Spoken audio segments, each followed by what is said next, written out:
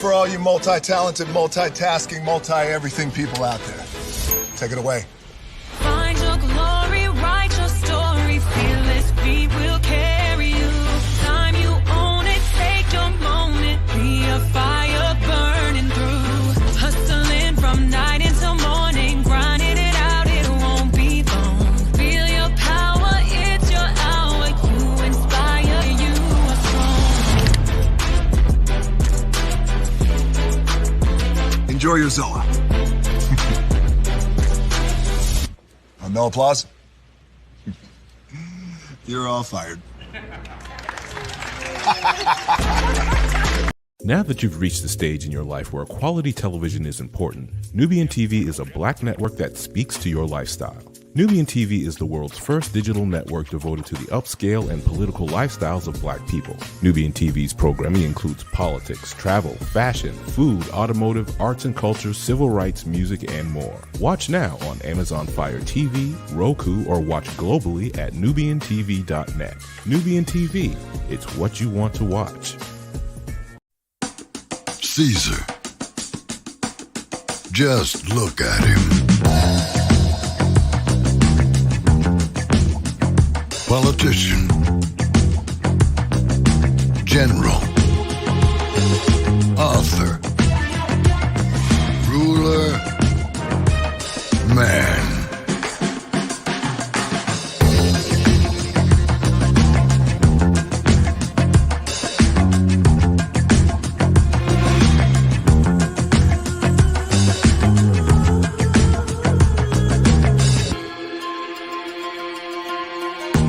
Legend has it, he's not only stared into the belly of the beast,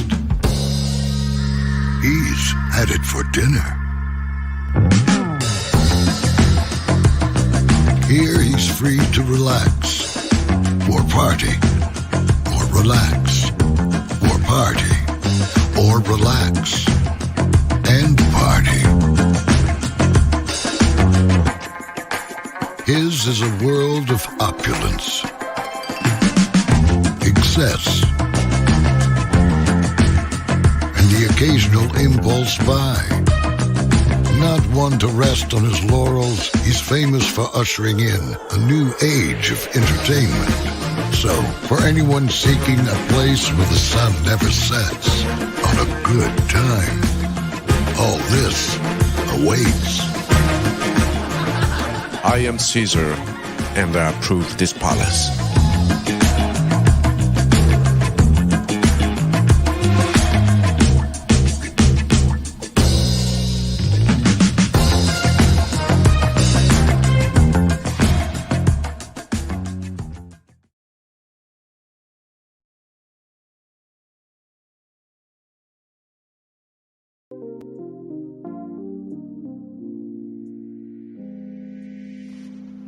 Well, hello to you, and you. Welcome into another edition of Brainley's Virtual Tour Live. Y'all had me such a good day today. I caught up with some people that actually mattered to me, and I had to have some great conversations with them. We do have a lot to get to tonight. 50 Cent is doing good in the neighborhood. I'll tell you how.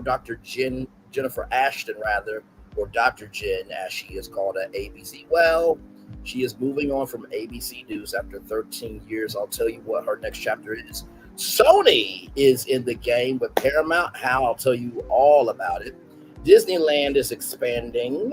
That's right, because Walt Disney said Disneyland will never be complete as long as there's imagination left in the world. I'll tell you about that. Kanye West and Bianca Censori, or whoever the hell. Like I said in my thumbnail, I give no dams, no ucks, no issues. They're getting talked about. 911 services are going through a little bit of a trouble right now. And finally, the NAACP has got into the fight with Arkansas. Woo, we got a lot to get to, don't we? Yes, we do. Higher is waiting, low is available, but either way, we are live on tour. Let me take down this iconic intro here. You see the virtual tour background, you hear the virtual tour music, and then there is me. Hey, everybody, before we get started, I just want to shout out Barbara Walters. I just want to shout her out, because I think in the world that we live in today, I think people don't know what journalism is. I don't think they know what intentionality is. I don't think they know morality, right? Barbara Walters was an American journalist and TV personality known for her interviewing ability and popularity with viewers. She appeared as a host of numerous television programs, including Today, where she was the first female anchor, the ABC Evening News, 2020, and The View. Walters was a working journalist from 1951 until her retirement in 2015. Now, this woman here joined the staff of the network's Today Show in the early 1960s as a writer and segment producer of women interest stories. Her popularity with viewers led her to receiving more airtime, and she became the co-host of the program, the first woman to hold such a position on an American program. And then she continued being a pioneer, being the first U.S. female co-anchor for network news program. And not to mention, she had a whole thing about her lisp and her voice, Baba Wawa. And through all of that, she interviewed Richard and Pat Nixon, to Barack and Michelle Obama. She interviewed 45, Joe Biden. She interviewed subjects as Fidel Castro, Anwar Sadat, Mitchell Bingham, Katharine Hepburn, Sean Connery, Monica Lewinsky, Hugo Chavez, Valerie Pullin, Shah Hamad, Reza Pazi, Jen Vain, and Bashir Assad. She did The View, and she appeared on the program from 1997 until she retired in 2014. She later continued to do several special reports for 2020, as well as a documentary series for Investigation Discovery. Her final appearance for ABC News was in 2015. I'm bringing up Barbara Walters because I really want people to understand, recognize, and know that I come from the world of responsibility, integrity, accountability. I thank Barbara Walters for her heart, her soul, and her morality, because Barbara Walters was not swayed by ignorance. She was swayed by intelligence, research, and executing that accordingly. Shout out to the barbers that mind their own damn business, okay? Anyway, let's roll on. We do have a lot to talk about as we are live on tour. Here we go, y'all. 50 Cent doing big things in the community. We talked about this on Virtual Tour Live, that he has G Unit Studios in Shreveport. We covered that, here on Virtual Tour Live and the progress of that. Well, 50 Cent has opened up his studios. Let's check it out. I'm really excited to show you the expansion of G Unit Film and Television through G Unit Studios right here in Shreveport. I got music for you! From the gritty narratives of the street to the compelling stories that define our era, G Unit has always been more than entertainment. It's been a place for voices to be heard, for stories to be told. Shreveport. What'd you say, baby? Bringing G Unit Studios to Shreveport. I love it. It's more than just a business decision. It's a commitment to fostering talent, to creating opportunities, and to investing in the community itself, to build what I would need to be able to execute what I got going with G Unit Studios. It's going to create a lot of jobs. Amen. I'm really excited.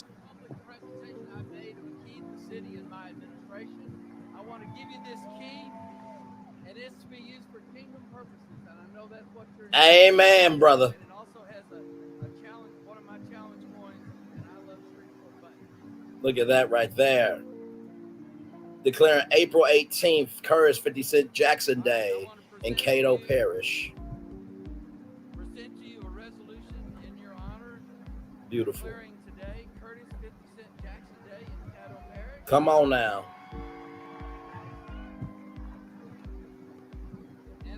Resolution from the Louisiana House of Representatives recognizing you and praising you for what you're doing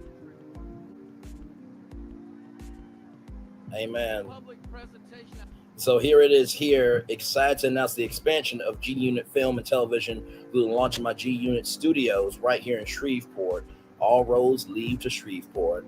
Beautiful, beautiful, beautiful. This comes to us from the Shade Room. Shout out to the Shade Room. Yes, 50 Cent opens G Unit Studios in Shreveport, Louisiana. 50 spoke to the crowd saying, "To the wonderful people of Shreveport, it is an honor for me to stand before you all today. As someone who always believed in the transformative power of music, film, and television, I'm really excited to show you the expansion of G Unit Film and Television through G Unit Studios right here in Shreveport. He adds, bringing G Unit Studios to Shreveport is more than a business decision. It is a commitment to fostering talent, to creating opportunities, and to invest in the community itself. It's going to create a lot of jobs. The mogul also received the key to the city at his own day. As you can see, power, hashtag power. Love to see it. Can't stand his eye, but dope. Awesome. I wonder why Shreveport, he wants to be HOV so bad. Don't be surprised when he's announced as the next black billionaire. Clock that T right there. You know what? I will say this. I think that this is a wonderful development for Shreveport, Louisiana. You know, it takes many of us to make the world go around. By the way, congratulations. Speaking of that, sentiment, congratulations to Reviews and Recaps, because Reviews and Recaps hit her 2,000 subscribers today. Yes, she did. She hit her 2,000 subscribers today. So congratulations to that beautiful sister. What I've come to realize is the people who are hating on people the most, they don't provide no solutions except a whole problem. And so shout out to Shreveport, Louisiana, because I think also Anthony Mackie is supposed to be opening up the studios as well. Not to mention what 50 Cent has recognized with G Unit Studios is that Hollywood does not have to be in Hollywood. If you got good, hardworking people, you got good people who want to teach, and you got people who want to invest goodness, anything is possible. So congratulations to the 50 Cent for doing big things down there. And don't you think there ain't gonna be no power shows type to filmed at GU Studios. Hey, Bonita, glad to have you here, beautiful. Thank you all so much for being here. Much love to you all. All right, more Virtual Tour Live coming at you right from this place right here and right now. This comes to us from the Hollywood Reporter. GMA3 co-host Dr. Jennifer Ashton to leave ABC News to launch wellness company exclusive. Ashton, who is also ABC's chief medical correspondent, will leave the network in June to build her new business called Agenda. Dr. Jennifer Ashton is leaving ABC News. The GMA3 co-host and ABC chief medical correspondent will depart the network in June when her contract ends. Ashton said she made the decision to leave so that she could build out her new women's wellness company, Agenda. She will lead as the founder CEO. The company, which launched with a newsletter in March, is focused on addressing the challenges of menopause management and weight management. I can't subscribe to the fact that when the universe sends you a message, you should listen to it. Ashton tells the Hollywood Reporter in an interview, I've been watching and participating in the steadily building upswell of interest of those two areas in our country and in our society and in our culture and media and in medicine and in science. Sometimes an important message needs the right messenger. Clock that T, Jennifer Ashton, you're absolutely right. And I feel there's no more critical time in this country for women's health and for weight management, Ashton adds. We are facing an obesity epidemic and menopause and premenopause, and women's health is literally in a spotlight like never before. And I want to be the messenger for those messages. And I am so excited about finally having the opportunity to devote 100% of my time and effort into that and using the skills that I've learned for being at the #1 network for 13 years. I'll say that again, 13 years. 13 years, I think, are really going to be vital in that. Ashton says that she received vocal support from her fellow ABC anchors, as well as ABC News President Kim Godwin and Deborah O'Connell, who runs ABC News and Networks Divisions. They both said to me, is there anything we can do to change your mind? Having those words said by the presidents of your division means that they believe in you. Now everybody gets those words, y'all. Just know that. And when I said there really isn't, because I feel strongly about this, you know, I think as we are in business this day, Ashton said, as one of the preeminent medical journalists of our time, or as we call her here at ABC, America's favorite doctor, Dr. Ashton has immeasurably contributed to ABC News as America's #1 news network, said O'Connell In a statement, she will always have a home at ABC and wish her only the best as she continues her unwavering advocacy of women's health.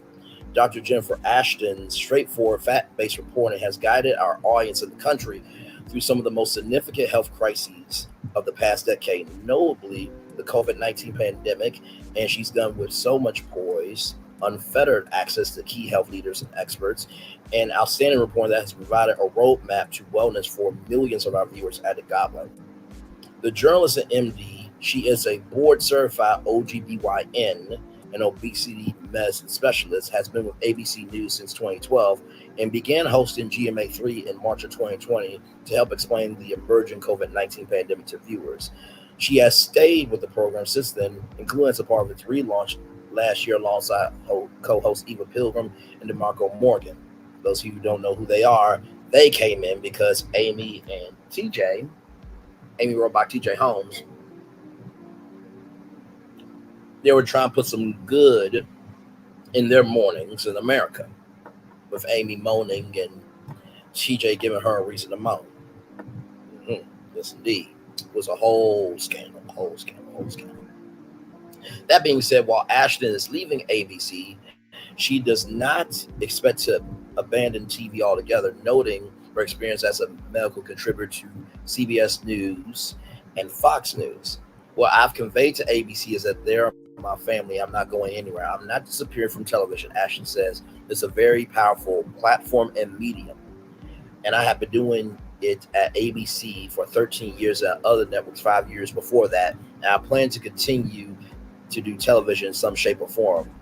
What that looks like is to be determined, but I also feel that there are a lot of ways to reach people. Television is one of them. I want to do all of them. That will likely include video content developed by Agenda, which is also exploring business lines like live online clinics for education or meal planning. This has always been my medical calling, but I really feel I was in a position to leverage my communication ability and the platform I have in these two areas, Ashton says. So who knows what it will evolve into, but I know that I like communicating about these topics. And so any way that I can do that, I am interested in, and everything is on the table. It might be a podcast, might be television, a docuseries, or anything. To Dr. Jennifer Ashton, who has been there for 13 years at ABC News, congratulations. Proud of you, and you have done it with so much class, so much perspective, and so much range. I mean, Dr. Jennifer Ashton can tell you about the medical community and then get into a human interest story like that. I can see Dr. Agenda specials on ABC. I can definitely see some projects from ABC News Studios for sure. I can see some series happening with Hulu. I can see her team up with National Geographic for some medical documentaries. So there's so many ways that Dr. Jennifer Ashton could really do this thing. So proud of her. I feel for ABC News too. I'm in their corner, because what you guys may not realize is that when you are on TV, whether it's 1 day a week, 7 days a week, 5 days a week, 3 days a week, or wherever you believe a lot is being on TV, you spend more time with these people than your own family. And I can only imagine the struggle. I can only imagine the struggle that it took for Dr. Jennifer Ashton to decide to leave this platform, to launch her own platform and believe in herself. That is never easy. Trying to find a video if Dr. Jennifer Ashton has explained her leaving. I don't think they've done a video yet of Dr. Jennifer Ashton leaving yet, but I assume that there will be a video coming soon on that. So, and I want to show y'all a video of Sam Champion leaving Good Morning America. And I always say this, GMA is my favorite show. Their personalities, they have such a way to be human, to be humble, and to reach people right where they are. And so we're going to watch this video to show y'all how difficult it was for Dr. Jennifer Ashton. Oh my God, why am I about to cry? I'm not leaving ABC News. Dr. Jen is. But to show y'all the passion of ABC. So here we go. Before WordTune, I struggled to write emails that were clear and professional. I hope this email Sam, sending you lots of love and good luck from Las Vegas. We will miss those sparkling blue eyes every morning. Yes, Sam, that is pretty serious. You still got it, Sam. Just one of the many people that over the years here, that you've look at you're very proud of yourself. You just said something to me. Well, after 7 years here on this little old program, Good Morning America, 25 years here in the New York market. In fact, your good friends at WABC Are all here. Liz Cho, Bill Ritter, Lee Goldberg, all here. Because, you know, we've been having fun, but, you know, your award-winning coverage when it came to Superstorm Sandy and other storms like that. And we've had the wacky moments we saw in Play of the Day and that, but we thought we'd just take another stroll down memory lane. And because you are a Renaissance man, I can barely look at you right now, Sam, I know. But you encompass all that is good and right in this world, and you show it each and every day when you show up here. So here, Sam, this is your life on GMA.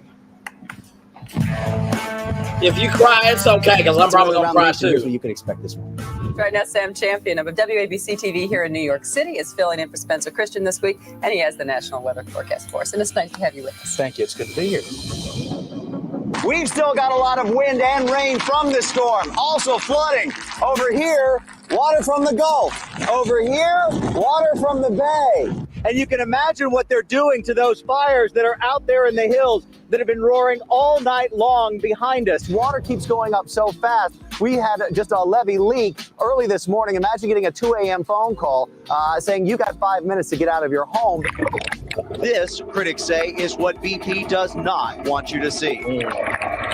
Oil and chemical dispersants swirling together into a toxic soup. Oh my God. Over the weekend, 70 tornadoes in 70 states, but what happened here in Joplin was certainly the worst. We are surrounded completely by water. The river, Hudson River, is that way. We tried to get out down south.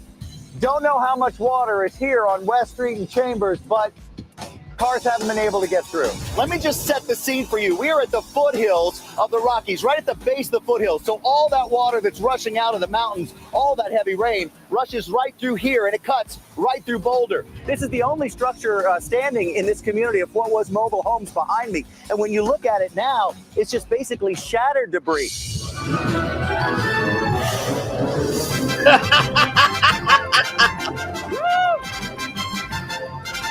We wanted to get you as close to polar ice as we could for this broadcast, and that journey took us all the way to the top of the world in Iceland. We are actually in Alaska at the Arctic National Wildlife Refuge. Take a look around at the scenery here. This is a one-arm push-up. That's absolutely amazing. Look how easily I can tumble and be spun around. Diving down, I got a first-hand look at the extreme pressurized for humans habitat. Oh, I'm trying not to cry. It's unbelievable. I've got to keep turning around and turning around. There are 2,000 fish around me, 100 different species, and living coral right back there behind us. This is the first time I've done weather underwater, by the way. That's the weather around the naked nation. Mm-hmm. 30 seconds away. I remember that. Shrimp on a treadmill. Oh, I'm sorry. Shrimp on a treadmill? Wait, that's the worst intro I've ever had. George, is this it? Is that it? Maps are broken. I don't know how that works, but that's what I've been told. But imagine this. Okay, here's the eastern shoreline right here. Sam. There it is. I know you were a teen model. I was a teen model. Just saying. I was a teen model. Josh. It's not just saying. Well, I was a teen model. Oh, man. Samuel Jackson. Oh, hello. Harry Potter? No. Henry Potter. I'm Veronica Corningstone. Yeah, going from cassette to 8-track, that was a bad idea. Right, left. Mm-hmm. Good, okay, all right. Milk, please. Milk. I don't want to ask twice. Wait. I love you, Sam. Yes. Peekaboo. The designer's there. Oh, man.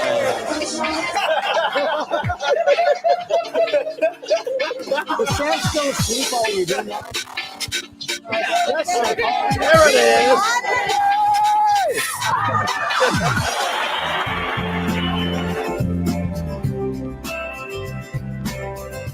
I love you guys more than I can express.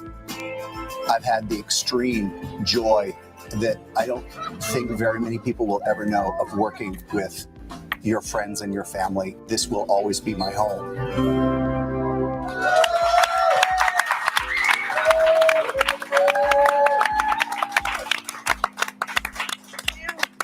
That's who you are. I've said this to you oftentimes. You're so quick. You're the best to work with. We can throw anything, and we often did, at you, and you'd hit it out of the park. And people are saying, how can you be celebrating? It's because of the love and the fact that, yeah, we're sad to see you go, but we're so happy for you and this next chapter that you're embarking on, this great new adventure. Oh, we are going to miss you. Yeah, absolutely. It's so great to see you so excited about this as well. It is, I think it's something that people will go through in their life when you want to stay doing something you want to. There's an opportunity that says, you got to take it. And I'm not going to leave you guys. I'm not going to leave. And by the way, the tape that you just saw, Darcy Bonfils, an incredible producer. Thank you so much. It's a dream job. It really has been. Every time you saw me doing something that looked wacky or dangerous or I shouldn't be doing that, this is the producer that made it all happen. And anything that I do that's smart or good, Darcy is the one who has something to do with it. Great you guys, I just want to say thank you because it's been a gift each and every day to work with you, Sam. And a lot of people talked about our bromance, and for me, it was just a friendship. And man, I promise, there's happy on the inside, but the tears, man. Oh, I'm gonna miss you, and you are the best live broadcaster I've ever worked with. And thank you for giving the gift to us and to everybody at home every day. Yeah. Thank you. Sam, we love you. We love this guy. You're always going to be in our family, in our heart. We wish you the best. We love that smile, and keep doing what you do, Big Daddy. this is a lot harder than I thought it was going to be.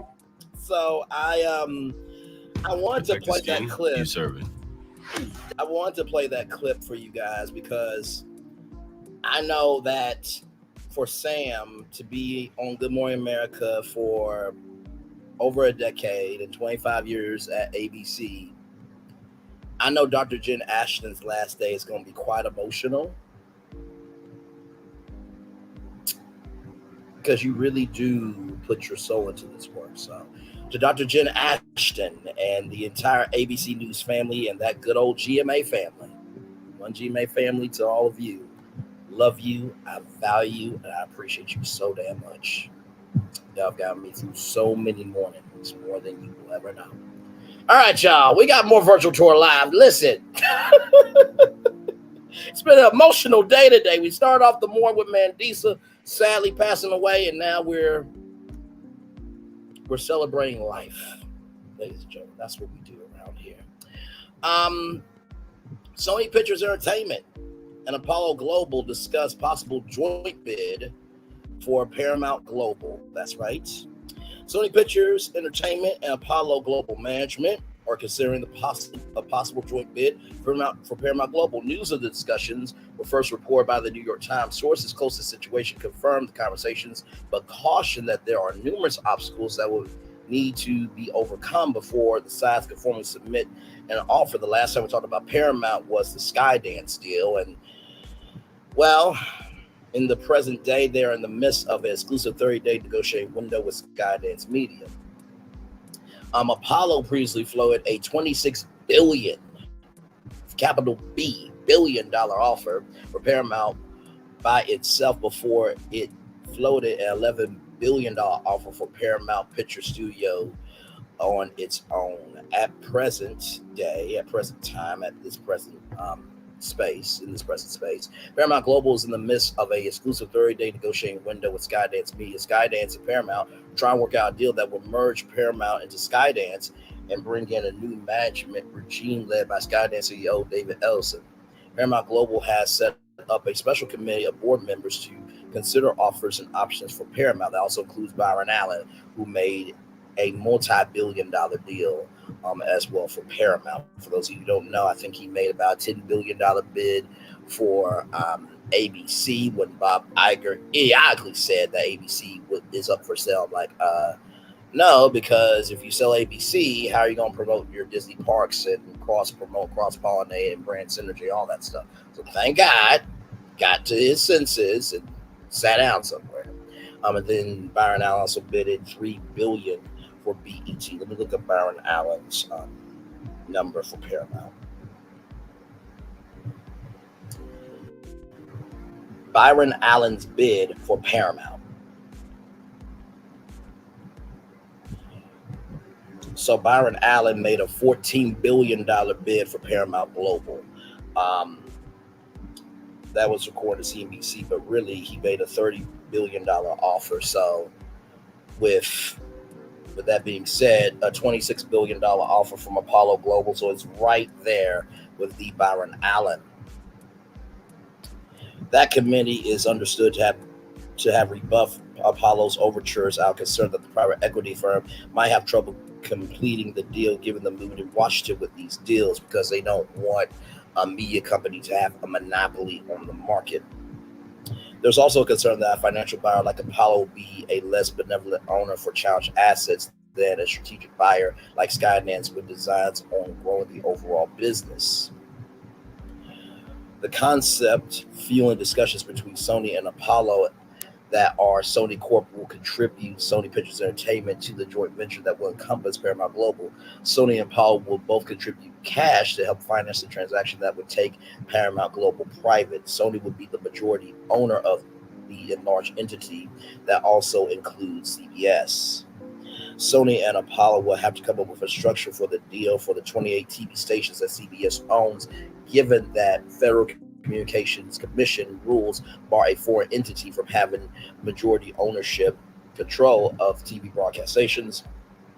Representative for Apollo did not immediately respond to a request for comment. A Sony spokesperson declined to comment, of course, because when you're in the middle of a deal, you cannot confirm or deny anything because at the end of the day, it's almost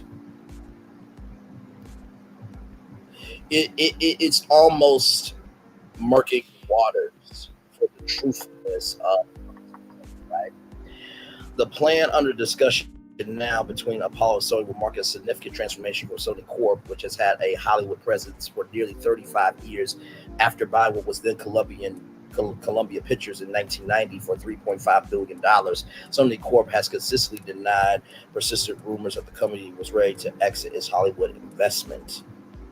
In the Skydance scenario, Paramount Global will remain a publicly traded entity. Skydance and its private equity partner, Redbird Capital Partners, would give Paramount an influx of capital that would chip away at its considerable $14.5 billion debt load. The Skydance transaction will also come with a regime change as Ellison will serve as the CEO of the enlarged company. Jeff Schnell, the former NBC Universal CEO who now steers Redbird alongside founder and managing partner Gary Carnell, would have a key role in a reconfigured Paramount Global. As the basic outline for the Skydance transaction has emerged, some shareholders have been quick to voice concerns that controlling shareholder Sherry Redstone, part of the Redstone family, would be enriched in the deal at the expense of others. If the Skydance deal happens, Skydance and Redbird will replace Redstone as the controlling shareholders with nearly 80% of voting control in the company through preferred shares and about 10% of Paramount Global on an equity basis. It's understood that Skydance and Redbird are planning to do a roadshow to sell their deals to common shareholders if the sides can come to terms. The addition of Sony in the mix with Apollo may complicate the Skydance talks. even with the exclusive window in place. Hey, Janelle Speaks, welcome in. Hey, TKO2890 Roblox player, welcome in. Glad to have you all here. So I'm going to pull up something.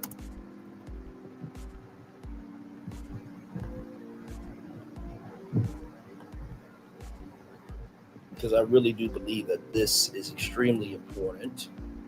And we're also going to get into Sony Pictures Entertainment. Because I want you guys to be able to understand where I'm coming from in this. Where is Divisions at? Go back. Divisions. So here's the divisions here at Sony Pictures. So they have Affirm Films, Sony Pictures Animation, TriStar Films, which also has a black CEO, by the way, black female CEO. Sony Pictures Skyworks, Sony Pictures International Production, Screen Gems, Stage 6 Films, 3,000 Pictures, and Sony Pictures Classics. So this vast film library has more than 3,500 titles, including 12 Best Picture Academy Award winners. And so some of the franchises include Spider-Man, Jumanji, James Bond, Bad Boys, Peter Rabbit, Resident Evil, Men in Black, Hotel Transylvania, Ghostbusters, and Venom. And then you have Sony Pictures Television. So they are in charge of many formats. If we look at television here, they got Gen V on Prime Video. They have nonfiction. They have kids. They have international production. So they have the $100,000 Pyramid that they produce. Will it Time, the After Party, Shark Tank, which is on ABC Platonic. So when I thought about Sony, I'm like, okay, so Sony Entertainment is now in the deal. So now you have Paramount Studios, right? And then you have Sony Pictures Studios here. So here's Sony Pictures Studios in Culver City, California. Now I kind of thought to myself, like, okay, who is going to be the majority studios? Because if this is the case, that means Paramount Studios would basically be a part of the Sony Pictures lot. So they have two studios to create content. And so as you can see here, these are all the divisions here. So Sony ImageWorks is Sony's in-house visual effects and computer animation studio. Sony's Animation Studio, Sony Pictures Animation. The Classics label is a film label that distributes, produces, and acquires films such as documentaries, independent, and art house films. This is joint ventures between HarperCollins and Sony Pictures Entertainment. 3,000 Pictures, that means the books. So any book adaptations, that is that company there.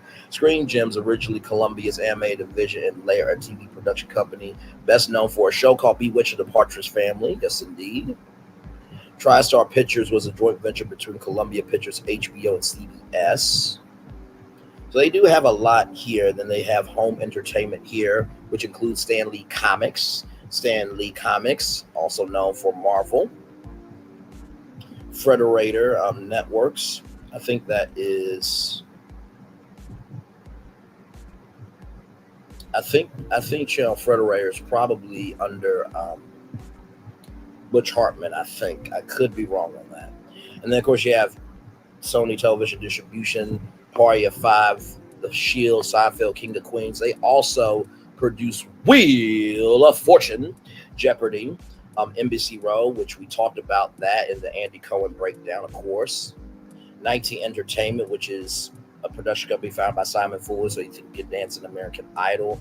B17, Sharp Entertainment, home of many unscripted reality shows. So you see the layers here, right?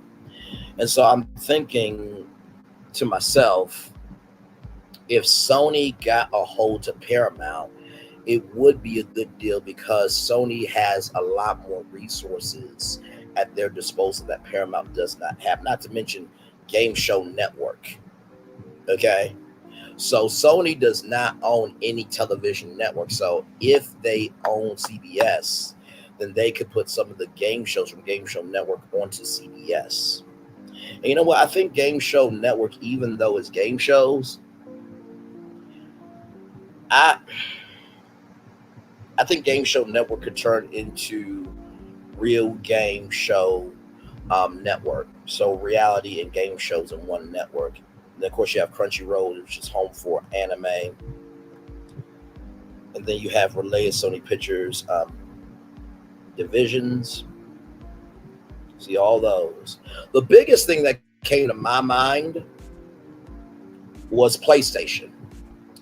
And I was talking with some people. I said, what if Sony Pictures bought Paramount and Paramount is able to make video games for PlayStation, and that redistributes content? And so then you can go to Universal Studios or Disney parks and be able to put your intellectual property into the theme parks based on the video games, because we all know Universal had Super Nintendo World based on the partnership of Illumination and Nintendo. Disney's trying to find their video game flow. They already have Epic Mickey, which I think all they gotta do is just open up Junction Point and do Epic Mickey once again, because Disney just invested in Epic Games for Fortnite, and Disney's trying to figure out their fifth park. So a lot going on there. So that's my take on that. We're going to take a little commercial break. When we come back, when we talk about Disneyland expanding, very excited about that. When we talk about Kanye West and Bianca Censori, yes, I am talking about them. I give no dams, no ucks, or no ish. I'm talking about 911 calls. Some systems are down. Hey, Angela Hall, good to see you, gorgeous. And then the NAACP. All that more coming up right from the space right after this. We are live on tour. Like, comment, share, and subscribe. Roll it.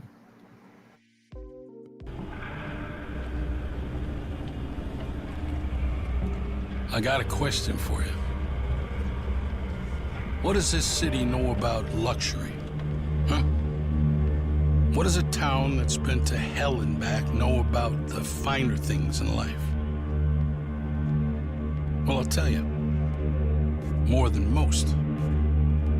You see, it's the hottest fires that make the hardest steel. Add hard work and conviction, and the know-how that runs generations deep in every last one of us. That's who we are. That's our story.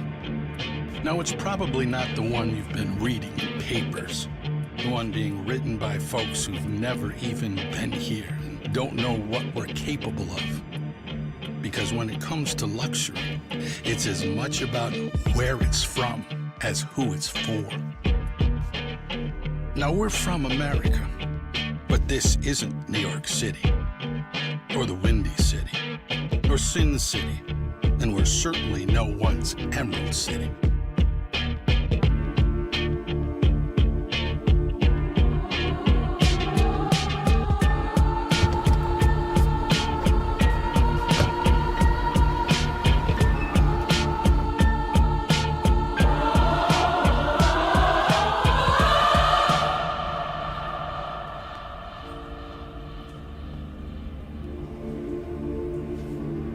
This is the Motor City, and this is what we do.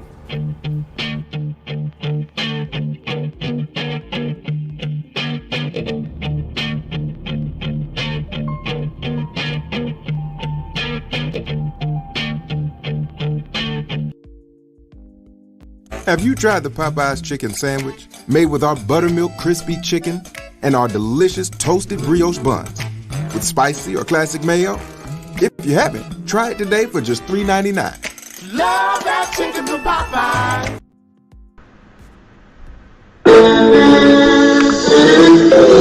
Sweet morning dew, one look at you, and it was plain to see you were my destiny. I come from nothing. Our fun is your fun. Welcome to the celebration.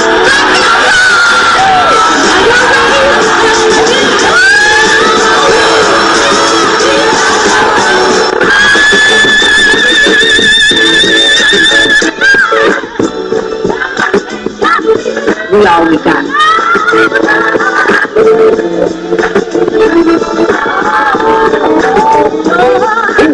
that. Don't you leave here today with happiness. I want you to leave here with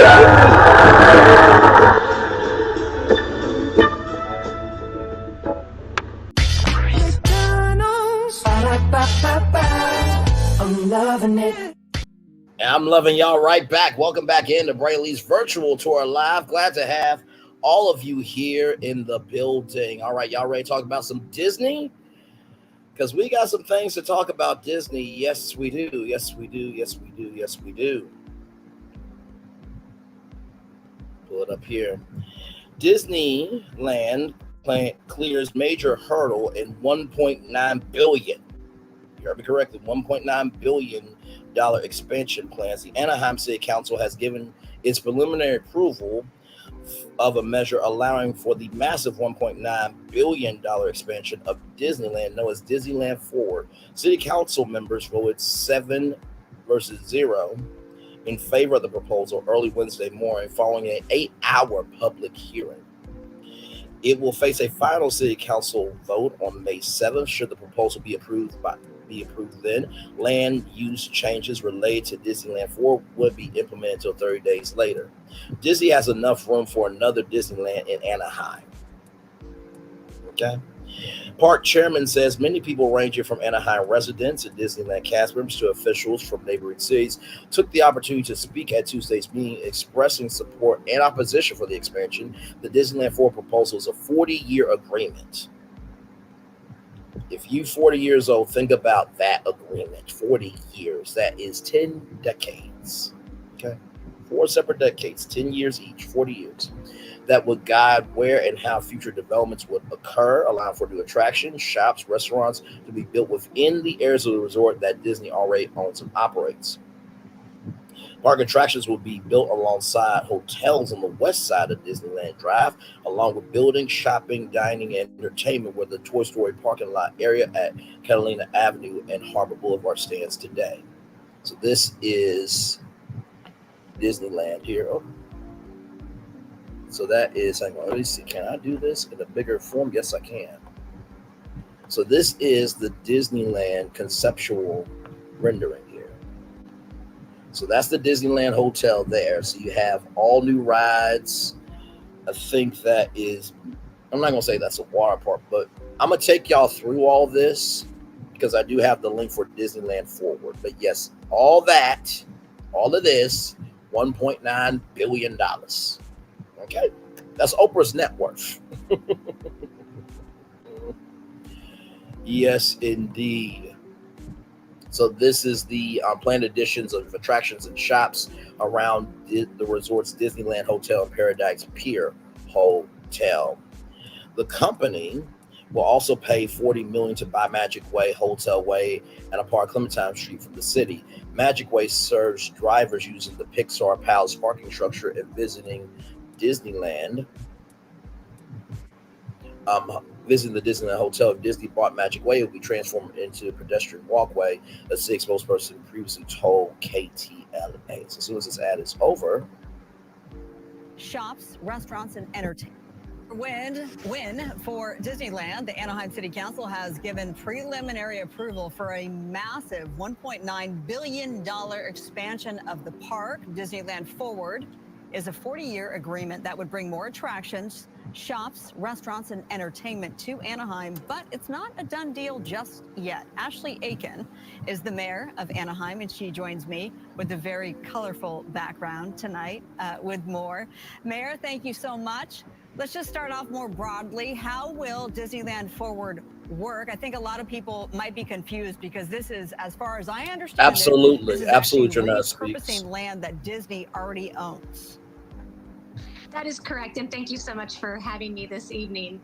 So what we originally dealt with on Tuesday is the first vote on the $1.9 billion investment that Disneyland is going to be doing within the city of Anaheim. And it is going to be all within their footprint. They have some vacant parking lots around the park. They have some vacant parking lots on the other side of Catella. And so they are just asking for their entitlements for theme park use to be moved to their parking lots. Okay, will Disneyland be purchasing any more land, you think, from the city? It's all going to be within the footprint that they have right now. And one of the parts that we negotiated with the deal. Okay, I'll give it a moment. Is the potential closure of some streets that are in the city of Anaheim, one being a street called Magic Way. The majority of the traffic we have on Magic Way is tourists cutting through our residential neighborhoods, going into some of our theme park parking lots. So we're hoping by having that be dedicated vehicular use for the theme park, that we're going to actually ease traffic on Walnut, but still keep it open for our neighborhoods who love to walk across the street, walk to downtown Disney, and take their families to the parks. So the city council, we know, voted unanimously, but there was public outcry. What are some of those biggest concerns? Because I'm hearing from some people who are concerned, of course, about traffic in the area and parking. Absolutely. So one of the things that we did in this process when it started 3 years ago is both from the city perspective, and this was before I was mayor, as well as Disneyland, is to go out and talk to those surrounding communities. As you can imagine, we have a lot of residents that live across the street from Disneyland, that live in the surrounding neighborhoods, and they can be impacted from traffic. They can be impacted from construction noise. And so we wanted to have a continuing dialogue with those folks to make sure that that their impacts are mitigated, and so that they're not really feeling a lot of the expansion woes that may happen. And we welcome that type of input from our residents. We want to make sure that as we go forward, if we're going to do this, we're going to do it right for our residents. And I think the plan that we developed and some of the concessions that we got from Disneyland really reflect our neighbors and our residents that are very involved in this process. As far as I understand, Disney is to pay $40 million to your city. So what will this look like? How will this solely benefit the city and its residents? One of the things we negotiated as part of the deal was to have a $30 million investment in affordable housing. We look at not just amen to that, construction jobs that are going to be created when the theme park is built, but also the 13,000 jobs that are going to be needed to deal with our guests, to take tickets, to make sure that when people come to the park, they're directed to park in the correct way. We want to make sure that those new jobs that are created, that people can actually live where they work, and we make sure that we're creating affordable housing for those workers and their families. It also includes an $8 million investment in our city parks. So we have parks all across Anaheim, from the east all the way to the west on Beach Boulevard. And so this gives us a lot of flexibility to invest in all of our neighborhoods across the city. I mentioned it's not a done deal. The final vote is coming up on May 7th. Are you certain this is going to pass, and do you support this? I do support this project, and I think it's a win for Anaheim. We can see historically that whenever the Disneyland invests in Anaheim, it's an economic boon for the city. And, I'm not just the mayor of Anaheim. I'm an Anaheim kid that grew up here. So I remember when it was just Disneyland. I remember when they opened up California Adventure. And so I'm proud to be a part of this next phase of Disneyland's expansion. And while I can't, guarantee, there's no guarantees in politics. Damn right about that. Is going to go the same way it did on Tuesday. I do think that it's going to be that my council colleagues are going to join me in supporting this project, and that it will probably be a unanimous vote, but I can't guarantee it. Okay. All right. Well, we'll follow up. We'll be watching along. Mayor Ashley Aiken, thank you so much for being with us tonight. Thank you so much. Have a wonderful evening. All right. You know what? Shout out to Ashley Aiken. Very articulate, very wise, and very strong in the fact that she said, listen, we can do this project, but we need to make sure that our workers have a place to live.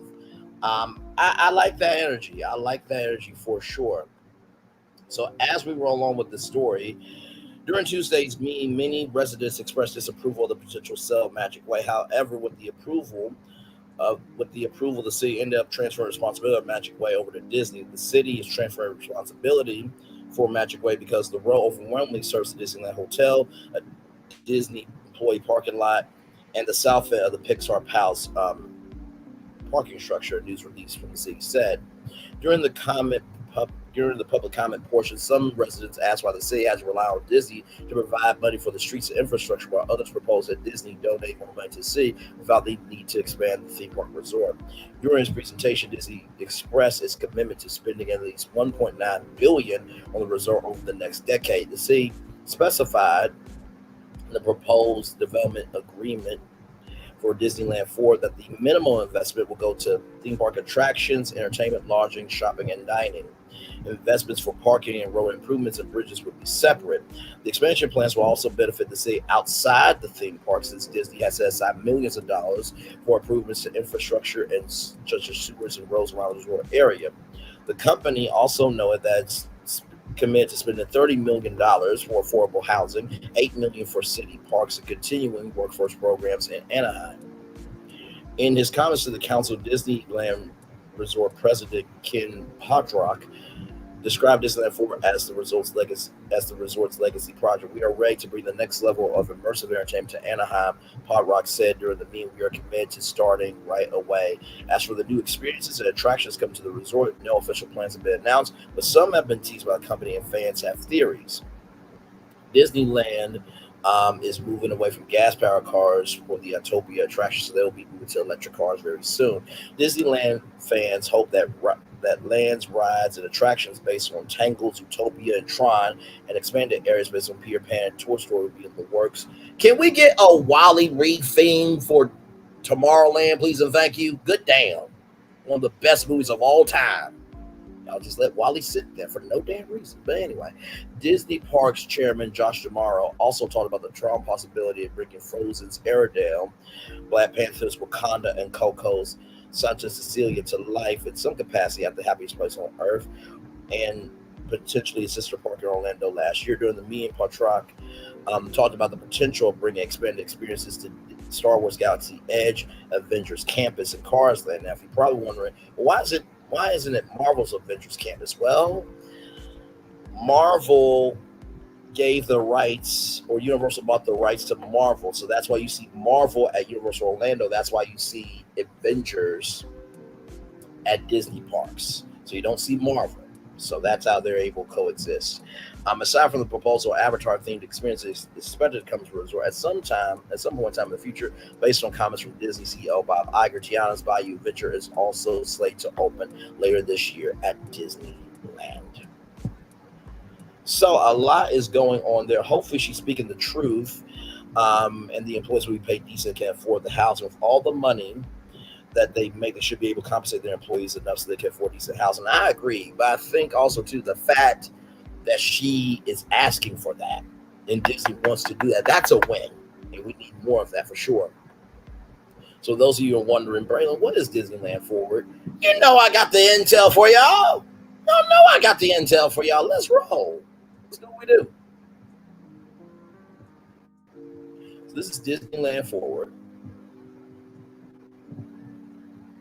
1955 today. When Disneyland opened up in 1955, no one could have predicted its impact on Anaheim and the world. See how Disneyland Resort has grown. Disneyland Resort is facing planning restrictions that limit its abilities to bring new experiences to the Anaheim Resort. With bold planning and leadership, Disneyland could be poised to grow again to bring new jobs and lands to Anaheim. So here is the video.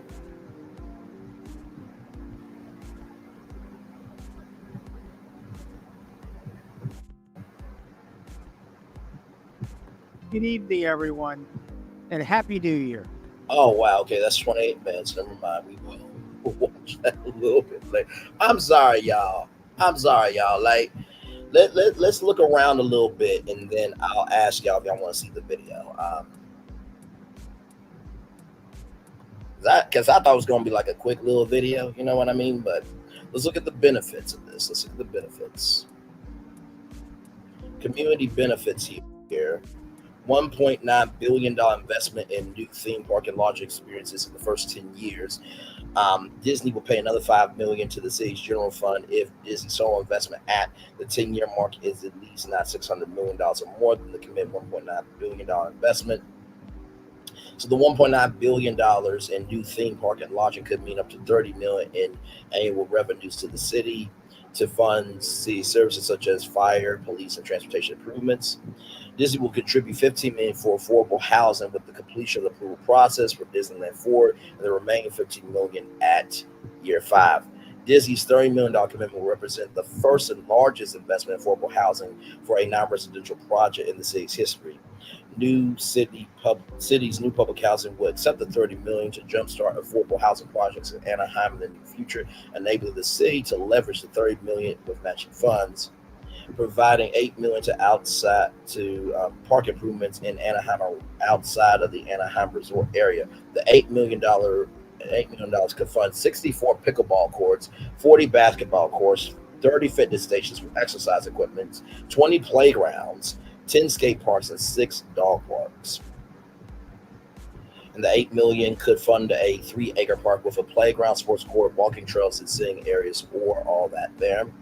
An $85 million contribution to improve traffic flow and pedestrian circulation and safety. Disney will pay the city $4 million to take over the responsibility of the 3 existing streets: Magic Way, a 1,150-foot street between Disneyland Drive and Walnut Street; Hotel Way, a 125-foot entry road into Pumbaa parking lot; and the stub of Clementine Street, south of Catala Avenue, leading to Disney's Toy Story parking lot.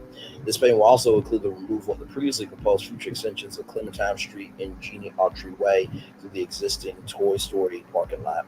$45 million for transportation improvements, including street, roadway, pedestrian bridges, bike lanes, and facilities. And then, of course, continued Disney successful mentorship and career development for Anaheim residents. Disney job and career placement programs have reached approximately 10,000 Anaheim residents annually, and 400,000 residents could benefit over the life of the agreement. So this includes, this program today includes the students in the Anaheim Union School District, career development, career skill development, and grants to nonprofits to help Anaheim residents. You see all those great organizations there. Then, of course, all the jobs that will happen there. The $1.9 billion of the new theme park and lodging can mean 4,584 new jobs for operations and 8,960 new construction jobs through the development. All Disneyland cast members earn at least $19.90 an hour, and a majority of the skill roles exceeding a starting rate of $7 an hour, along with child care assistance and robust affordable health care for eligible cast members starting as low as $7 per week. In addition, Disney Aspires, our educational investment program that pays hourly cast members and employees with 100% tuition paid up front to help their educational goals as well. Building Trades will implement apprenticeship programs and employ the best efforts in hiring Anaheim residents and veterans. So, just a little bit of the benefits there, and then, of course, leading together the economic benefits in our cast here. So I really am excited about the project. I'll drop a poll in the chat if you guys want to watch the 20-minute video. If you guys don't, it's all good. I just want to give y'all the fullest context of this story, because I believe that when you're talking about something on this magnitude, you definitely have to make sure that you are giving all of the story, not just part of the story.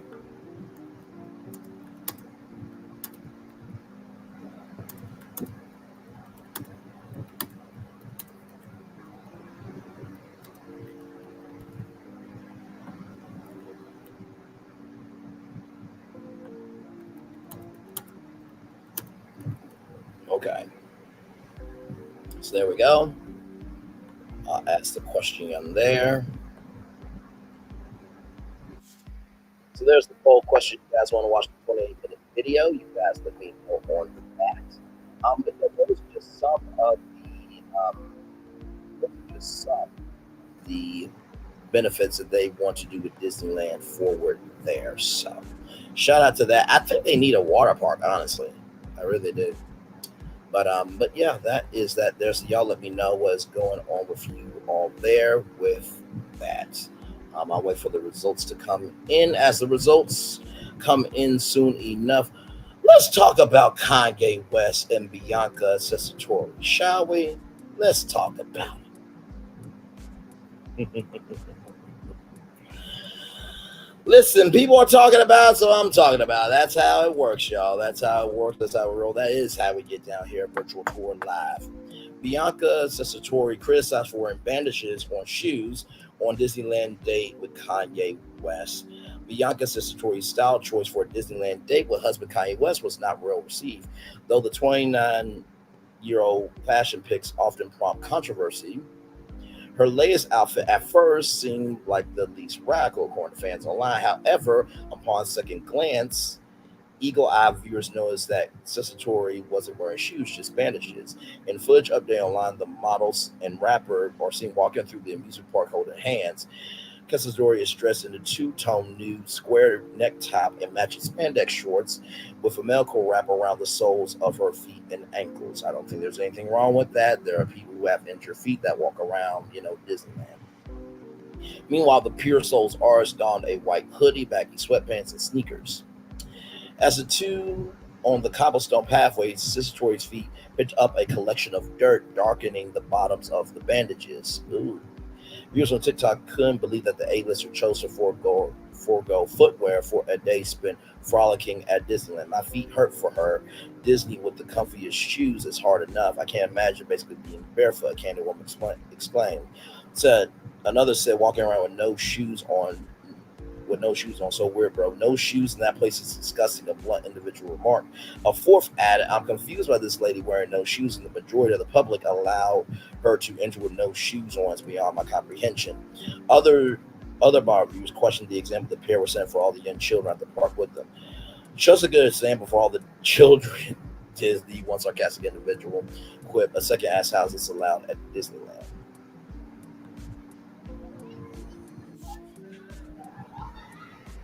So there she is there with no shoes on.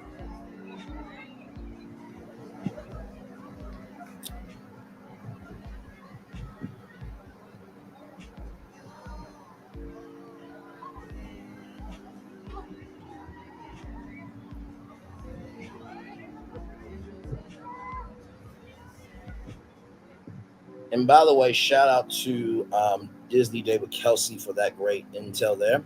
It's no secret West loves to be involved with the clothing choices of the women he's in a relationship with, from Kim Kardashian to Julia Fox. The father of four has picked out outfits for his girlfriends that reflects his personal taste and style desires. Style's in the eye of the beholder, and taste is also in the eye of the beholder. So there is that. Yet he and Censori looks like they're of and run the couple into trouble. This past summer on vacation in Italy, the pair was banned from a Venice boat company for alleged indecency. So basically, Censori was given a BJ in the middle of a Viennese boat. Yes. A spokesperson for Vincia Terrorismo Moscotti explained that the driver had seen those cities because he was focused on the traffic wire in front of them. According to the press release announcing West and Censori's ban, the statement went on to say that if the driver had seen the activity, they would immediately disembark and report the transgressors to those in authority. Y'all, I don't make up anything over here. I do not make up anything. And right here it is. Paparazzi photos and footage shared on social media showed the couple in what appeared to be a compromised position on board. West could be seen with his trousers down and buttocks exposed, while Censori appeared to be crouching between his legs. Oh, Lord, you cannot make this stuff up, child. You cannot make this stuff up. Let's look at the comments, shall we? Let's look at the comments.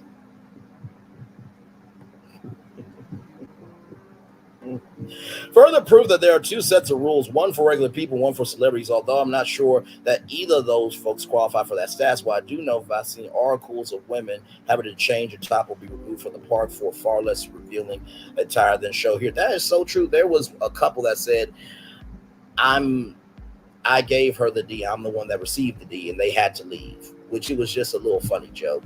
I have to agree, a regular visitor walking in that would have been ejected by security. One set of rules for the wealthy and famous, another set for the rest. She didn't comply with the shoe policy at Disneyland. They should have asked her to leave or purchase a pair of shoes. She ain't nobody special. Treat her like all Disneyland park guests. I agree. The bigger question is, why did Disney staff allow that? That's a safety hazard against the rules. People have been removed from Disneyland for wearing more clothing than she has on. Money gives you the opportunity to avoid the rules that are applied to everyone else.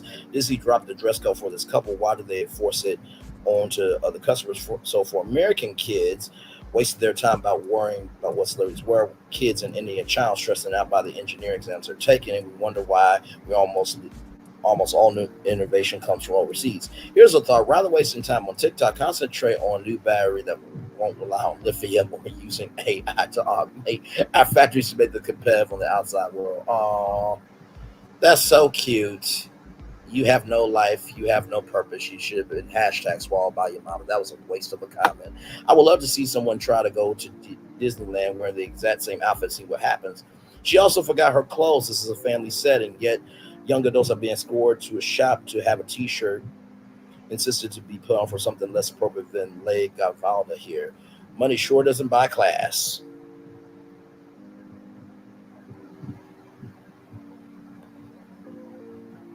$211 likes. I've seen stories of women getting kicked out of Disney for wearing twice as much clothing. Why do I get the feeling that Kanye controls every single aspect of this woman's life? Not the only one who thinks that. I'm sorry, but they both need serious help, and the people that follow them and video them doesn't say much more about you either.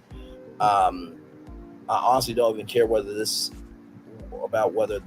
not this is allowed at Disney. For some reason, it seems more of a concern to people as opposed to whether her shorts are appropriate. I personally would just want more on my feet just in case I stepped in something gross. The park is clean, but nowhere outside where it can't be kept too clean. Exactly. You could step on glass and there's a whole lawsuit, even though you didn't put on shoes. Being mentally ill is not good, but idolizing a mentally unstable person is much worse. Brian, you know what? For that comment, good sir, I'm going to bring in Hollywood to applaud you. Because I agree. I absolutely agree. I think it is very well said what you said, good sir. So I am bringing in Hollywood just for you, Brian. That's what I'm doing.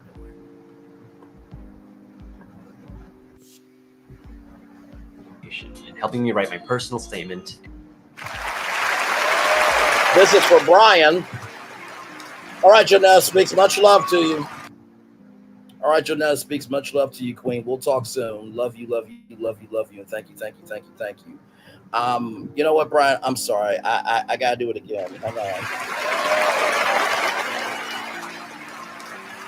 This applause is for Brian for saying the quiet part out loud.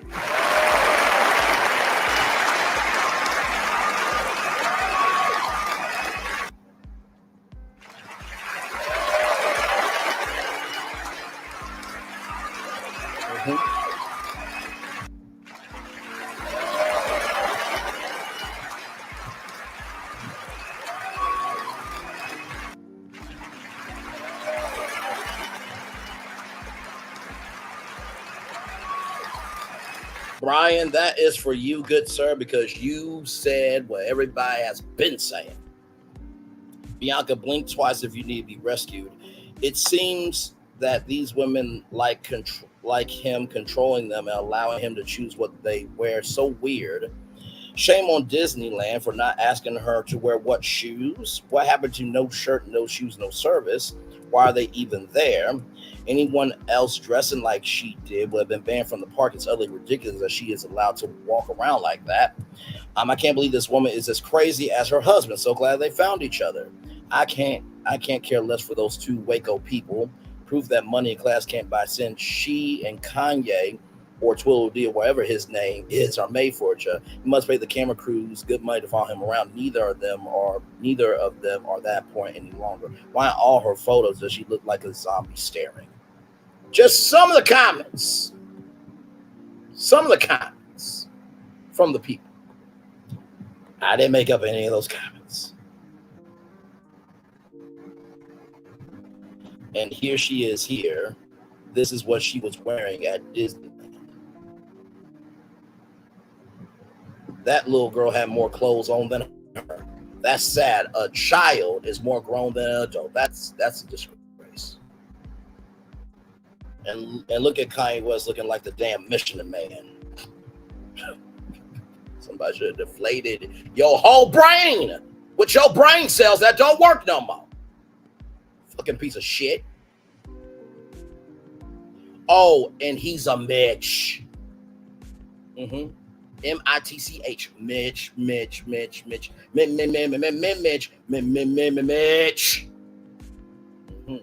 This comes to us from InsideTheMagic.com. By the way, another great site that covers a lot of theme park news for sure.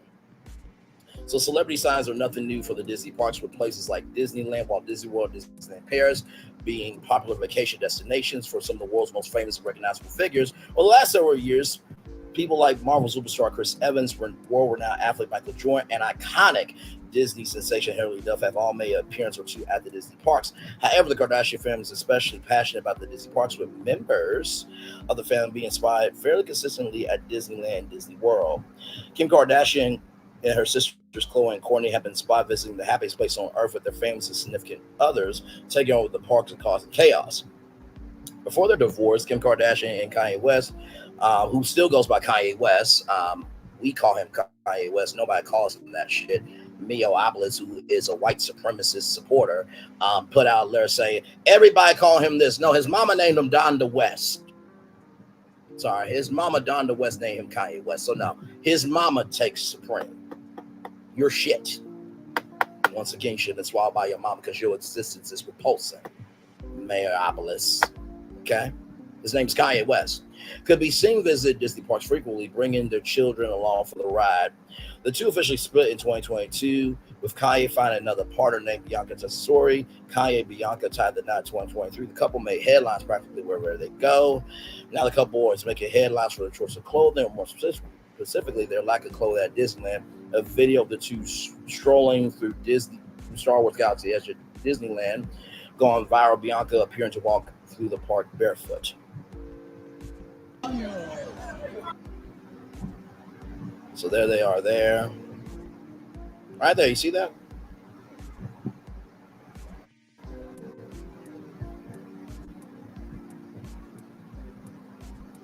So yeah, everybody else got sense.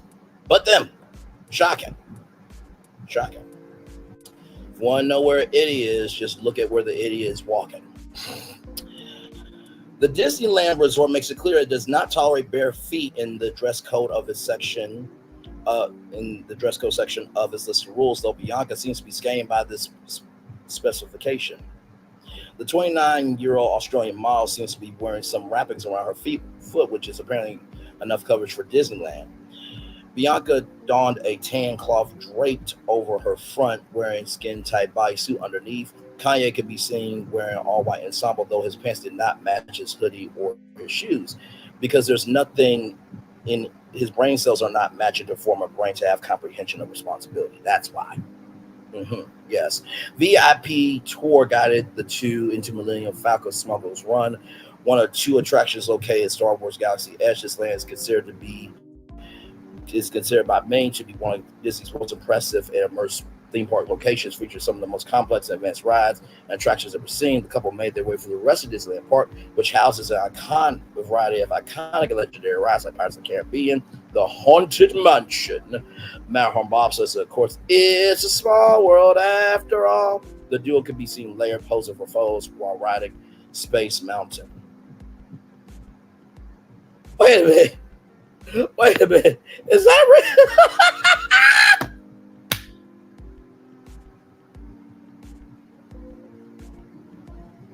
These two are having fun. This brother's having fun. She's like, what the hell? He's like, oh, I'm high. She's like, oh, we're almost at the end. Kai's like, I'm hungry. Oh, I love our damn show. I'm sorry. The crew appeared to be having a lot of fun riding Space Mountain. This classic coaster can be found worldwide at various Disney resorts, with the original version opening in 1975 at the Magic Kingdom in Florida. Viral rapper Young Lean accompanied Kanye and Bianca during the trip and sat behind the couple of the infamous Disney roller coaster. Both Kanye and Bianca were spotted visit Disneyland late last year, again making waves to how Bianca chose to dress herself. Disneyland dress code is an infamous part of its resort rules, with dozens of guests being told to change, return away entirely every week, among going barefoot. Disneyland also prohibits offensive tattoos, adult costumes, and revealing clothing. For more information, check out the Disneyland website. So, I just thought, since we need to be fair, well, see, here's the thing, Lacey. It's not bashing him. This is public information. So the video I'm asking in question is this. Hang on. There is a video here, this 28-minute video. This is the video I'm asking in question here.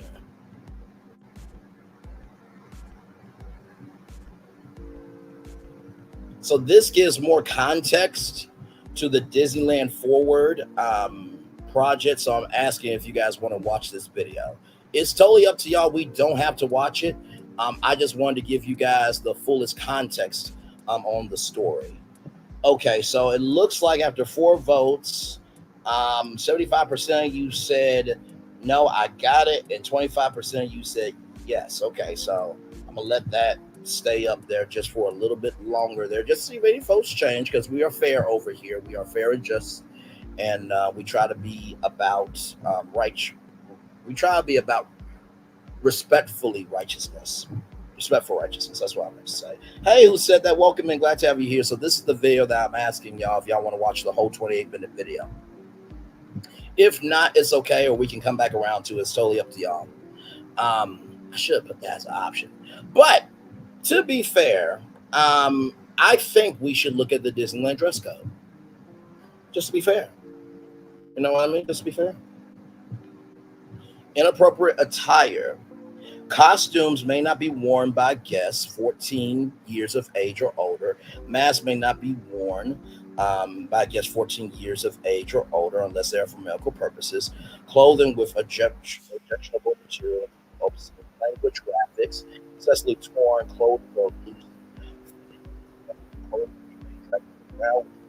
which create hazard. Clothing which by nature exposes excessive portions of the skin that may be viewed as inappropriate for a family environment. Clothing with multiple layers and are subject to search upon entry. Visible tattoos that could be considered inappropriate, such as contain objectionable language or designs. And what does that say, y'all? What does that say? I think that says bare feet. Does that not say bare feet? I think that's bare feet. No, I'm not saying that you're bashing him. I don't speak about him in detail about his shenanigans, because 9 times out of 10, he's not taking his meds. And that is very true. And he does have bipolar disorder. Gordon, for those of you who don't know, from the Real Housewives of Potomac, very humbly, graciously, and just such a real man of strength, came out, talked about bipolar 1 and how he had manic episodes over the years and he didn't recognize it, and how Mia took care of him. Was just loving, kind, and gracious. So bipolar, mental health diagnoses, and just brokenness is real. So I pray for Kanye. I pray for his wife. I pray for his kids. I pray for Kim. I pray for everybody, because we all are going through something. In the same token, right is right, wrong is wrong. If anybody else was bare feet, they would be kicked out of Disneyland. That was not cool, Disney. That was not cool at all. So just being honest. Just being honest. All right, y'all. Just being honest. Let me zoom out of that. There we go. There we go. So, and in case, anybody wants the receipt of the dress code of Disneyland, just in case people think I'm doing the most, there it is. There's the dress code link right there. You guys can go look at that. I don't have to make anything up to exist on YouTube. I mean, other people have to. So anyway, let's roll on because we do have more virtual tour live coming at you right from the space right here and right now. Major 911 outages in 4 states leave millions without an easy way to contact authorities. Lumen Technology says some customers experienced an outage when a third-party company physically cut our fiber while installing a light pole. So let me go back here. And here we go. Roll it. This afternoon, Honolulu police reporting a brief 911 outage in the city, coming after more outages Wednesday night on the mainland. You may have difficulty reaching us internally. We're having difficulty receiving 911 calls as well. 6 p.m. Central Time, multiple 911 centers suddenly cut off in parts of 4 states, South Dakota, Nebraska, Nevada, and Texas. Several call centers pushed out emergency alerts, telling locals to use their cell phones or text for help. To our knowledge, we have never experienced an outage of this magnitude or duration. Today, phone service provider Lumen Technologies blamed 3 state outages on a cut fiber line due to a third-party company installing a light pole, writing, "We restored all services in approximately 2.5 hours." We are dealing with 911 and last century technology. We're in the 21st century. We need to ensure that our 911 systems are current technology. While an isolated event, experts say the outage underscores an urgent concern. 911, what is the address of the emergency? U.S. cybersecurity has warned that hackers want to exploit vulnerabilities to disrupt or degrade 911 service. At risk, sensitive data that could affect emergency response abilities. Was anybody injured?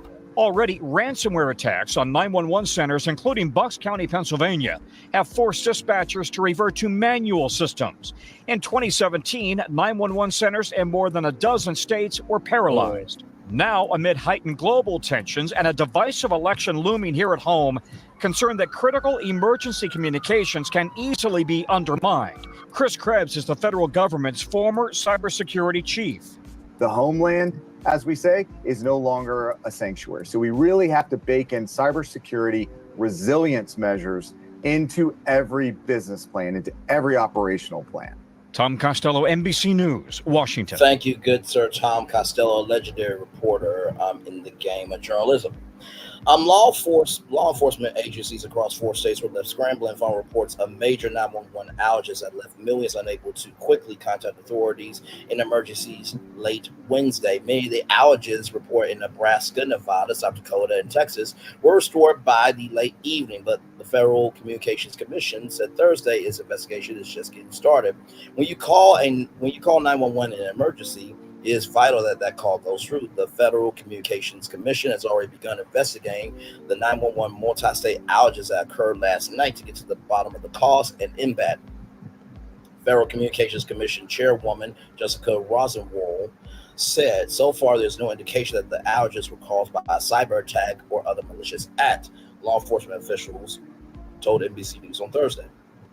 The outages appear to be related to Lumen Technologies, a spokesperson for the communications and telecom company said. On Wednesday, some customers in Nevada, South Dakota, and Nebraska experienced an outage when a third-party company unrelated to Lumen physically cut our fiber while trying to install a light pole. Company spokesperson Mark Molson said, "We restored all services in approximately 2.5 hours." Oh, Lord Jesus. He said, Lumen does not provide 911 services in Texas. Molson said, our techs identified the issue and worked hard to fix it as quickly as possible. He said, we apologize for the inconvenience and appreciate our customers' patience and understanding. On Thursday, the Honolulu Police Department said in a social media post that our 911 system was down. 20 minutes later, a subsequent post said the system was working again. It is unclear what caused the outage reported by the police department. Wednesday's outage comes on the heels of a widespread AT&T outage in February that left thousands without service across multiple states and affected some calls to 911 for hours, which the carrier said was most likely caused by a process error, not a cyber attack. Local law enforcement agencies report a statewide outage in South Dakota shortly before 7 p.m. local time, 9 p.m. Eastern time. Wednesday, Rapid City police offered officials alternative phone numbers to call for first responders, and the service was restored about 2 hours later. The South Dakota Department of Public Safety said Wednesday evening that texting 911 is operating in most locations as an option to contact authorities.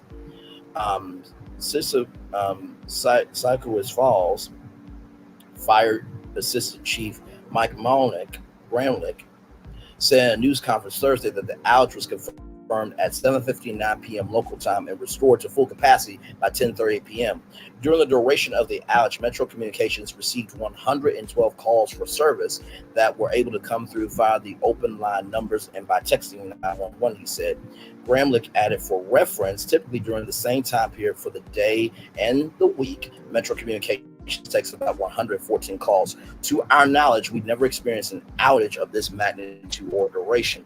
The city also issued a wireless emergency alert, notified the public about the 911 system outage. In Douglas County, Nebraska, officials echo Lumen's statement about the cut fiber. Lumen Technologies told Douglas County 911 that there was a fiber cut, but they did not disclose the location of the damage, said Kathy Allen, the director of Douglas County 911 service for the agency, was completely restored by 4 a.m.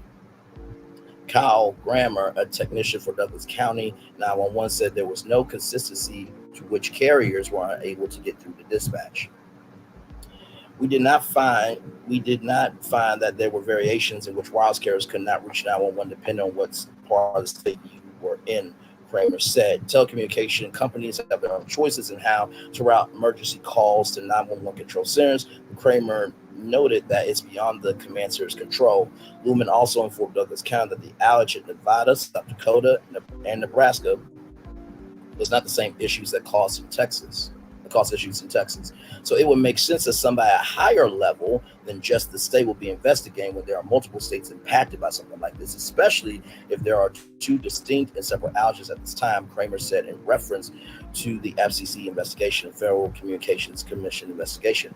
In Nevada, Las Vegas police said around 7 p.m. local time, 10 p.m. Eastern time, that there is a 911 outage impacting your ability to contact us right now. Locals were urged to dial 911 on mobile devices, which dispatch were able to see and call back, and said calls from landlines are not working at the moment. Calls working again by 9 p.m. midnight Eastern Standard Time. All individuals who called during the outage have been called back and provided assistance, the department said. Some agencies said the issue was with wireless carriers. Shreveport County 911 in Nebraska shared on Twitter, no one calls it that, night. Now, some wireless carriers were not able to reach 911. The matter was resolved about 3 hours later. The Del Rio police in Texas wrote on social media Wednesday evening that the issue with the carrier was with the carrier, not the city of Del Rio Systems. The issue appeared to be with T-Mobile service. Juan Hernandez, the department's communication supervisor, said Thursday morning. Anyone who was a T-Mobile customer was having problems using their phones, Hernandez said. There was nothing on our end. There was no 911 outage. It was T-Mobile coverage outage. He said that customers alerted T-Mobile about having issues Wednesday evening that was ultimately resolved. No injuries or serious issues were reported in connection with the service or disruption. However, Chase County Sheriff's Office said that 911 is now across the state of Nebraska for all cellular carriers except T-Mobile, and that landlines were still able to get through to 911. An AT&T spokesperson said Thursday, our network is operating normally. There appeared to be an issue on another carrier's network that could affect the cost of 911. The carrier also said the disruption was not a FirstNet issue, referring to the nationwide broadband network for public safety commissioned by the government and built by AT&T. The network is overseen by the First Responder Network Authority, independent agency within the Commerce Department. Today's 911 system isn't a nationwide system, said retired Rear Adine David Simpson, who was the chief of the Federal Communications Commission, Public Safety and Homeland Security Bureau. From 2013 to 2017, there are over 6,000 jurisdictions for 911. He said, adding that the decisions made for equipment and budget vary state to state to state. From more cables for path diversity to multiple telecommunication carriers and updated equipment to multiple routers, Simpson said the current system is missing resilient backups that can prevent an outage on several levels. Woo! I don't know how I did all that. What do I think about this story? First of all, terrifying for all those states, right? Imagine that, you're in a domestic violence situation, your house is on fire, something that's happened in the neighborhood, you cannot access 911. Such a terrifying situation. I'm glad that the communication systems were updated and they were back online. But to me, I think this also goes to the power of technology and the responsibilities up to the people in power to recognize that consumer communication, consumer technology should also matter just as much as government technology or as corporate technology. You know what I mean? So that's my opinion on that there. Woo, that was a long article. I was Woo. Now, we told you guys, or I told you about the Arkansas lawsuit, the dumb ass lawsuit. That quite frankly is a bitch ass move. A bitch ass move. A BITCH bitch ass move. Well, the NAACP has joined in the legal bout against Arkansas Learns Act's anti-diversity, equity, and inclusion efforts. The fighting never stops. And I'm saying it's a bitch ass move for Arkansas. My state, I'm saying Arkansas is making a bitch ass move for trying to take advanced placement African American history classes out of Little Rock Central High School, where 9 black students went into that school to desegregate the school.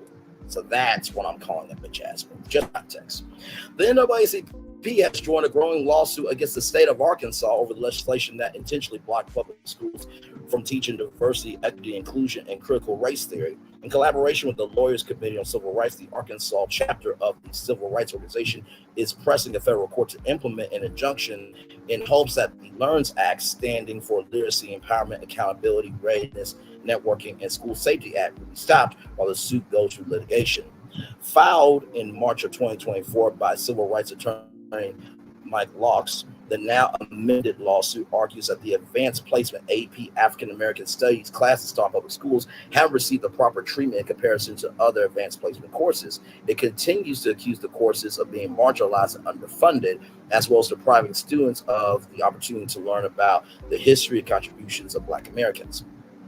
This is an added measure to the organization's fight against what President Derek Johnson describes as a wave of anti-diversity, equity, and inclusion legislation in the United States from Arkansas to Alabama. The desecration of diversity, equity, and inclusion poses an imminent threat to the future of our nation, Johnson said. We refuse to go back. The NAACP will continue to use every tool at our disposal to ensure that our constitutional rights are protected and our culture respected. This is what standing for our community looks like. Plaintiffs, including 2 high school teachers and 2 students from Little Rock Central High School, the same school attended by the Little Rock 9 following the Brown versus Board education ruling ending public school segregation, argued the legislation caused a large amount of anxiety, stress, and concentration for teachers, parents, and students alike across Arkansas. This ultimately resulted in the courses being eliminated from the state catalog. Barry Johnson, president of the NAACP Arkansas State Conference, said the move makes it clear that people have forgotten about the Black history created in the state known as the land of opportunity. The Black community in Arkansas has a decades-long history of fighting for equitable education. He said, let's not forget, it was Arkansas children who should shoulder the responsibility of integrating our nation's schools. Nearly 7 decades later, we carry the torch by fighting for the right for that history to be taught. Little Rock Central High School is also the alma mater of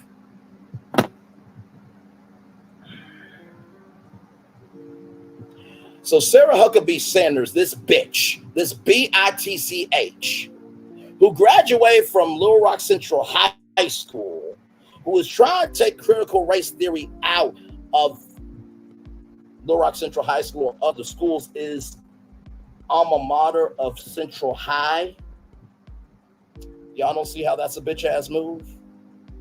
Okay. All right. Who first signed legislation in January 2023 as an executive order to ban what supporters called the indoctrination and teaching critical race theory. She once claimed that CRT had no place in Arkansas classroom as it is unethical to American traditional values of neutrality, equality, and fairness. You're right. You're absolutely right. I'm being fucking sarcastic because You're the same person that supports somebody that said I could pow somebody in the middle of Fifth Avenue and still get away with voters. You're the same person that supports somebody that said we have to shut down Muslims entering the United States until we figure out what the hell is going on. You're the same person that supports somebody that said there were good people on both sides, with white people saying Jews will not replace us. There was a young lady that passed away because somebody rammed a car into her while she was protesting for what was right. And not to mention January 6th. And you are alma mater of this school? Sir Huckabee Sanders, you a bitch.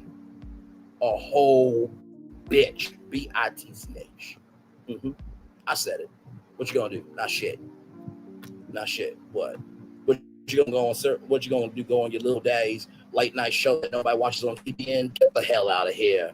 After the governor signed the act into law in March 2023, it allowed the Arkansas Department of Education to create and enhance processes and policies that prohibited indoctrination, including critical race theory, as it relates to employees, contractors, and guest speakers or lecturers of the department. However, opposers like the Lawyers Committee for Civil Rights under Law Director of the Educational Opportunities Project, David Henschelman, thinks the act gets to its only part of the nation's story, forcing teachers to give a whitewashed version of American history. Frankly, it's downright offensive and unjust for Arkansas to be forcing educators to censor their discussion on racism, stripping the Advanced Placement African American Studies course of all of its benefits, including extra weight for their cumulative GPAs, their grade point averages, and potentially earn college credit, he said, pointing to the Hill. Looking past legislation resistance, the state Supreme Court ruled in favor of the law, saying that the act passed with a valid emergency clause in October of 2023.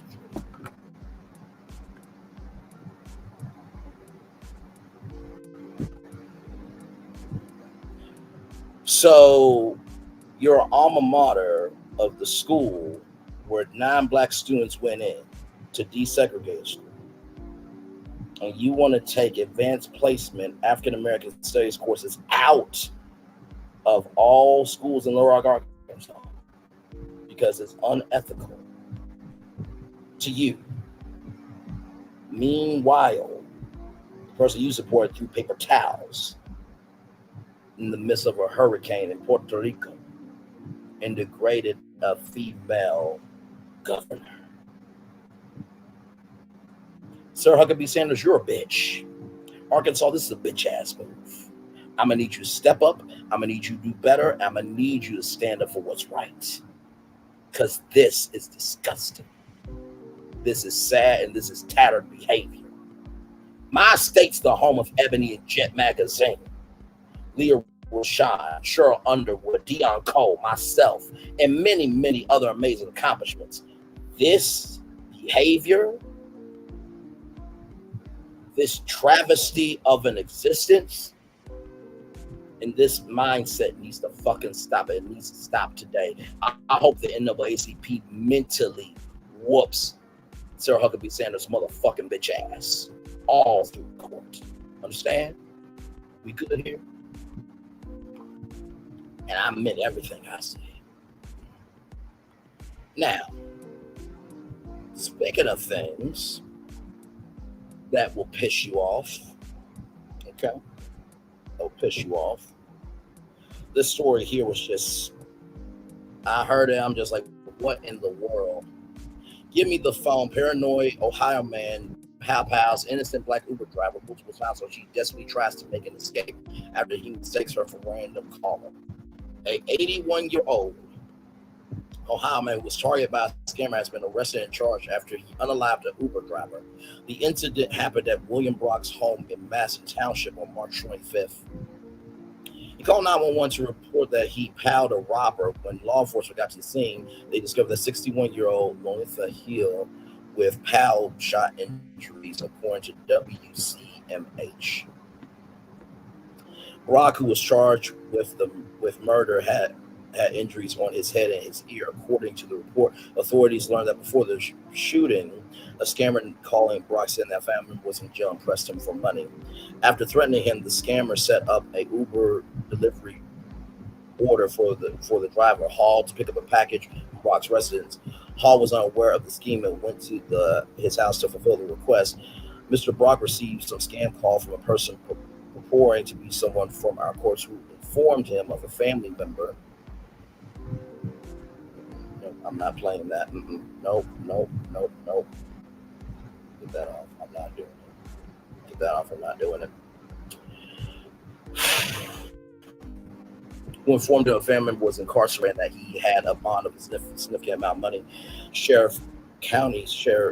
Clark County Sheriff's Office spokesperson Christopher Schultz told NBC News the calls turned from I'm an officer of the court to we have this subject hostage. This is a ransom demand. NBC4 obtained dashcam footage apparently from Hall's car showing Brock pouring his firearm at Honda demand, and she revealed he was behind the scam. Give me that phone, he reportedly said before Hall threatened to call the cops, although the action moved out the camera several shots before can be heard spaced out, as well as Hall screaming for help and Brock yelled, "I'll pow the other leg." The 81-year-old was convinced he was in imminent danger. No, he was a fucking ass racist. That's exactly what it was. He was a fucking Mitch. And his mama's a bitch. I'm sick of people getting away with shit, not thinking they can't be responsible for what the hell they do. I'm sick of it. An innocent black woman that had nothing to do with this is not here anymore. I wonder sometimes where the soul of our country is sometimes, because my God, sometimes it's hard to wake up sometimes. It is.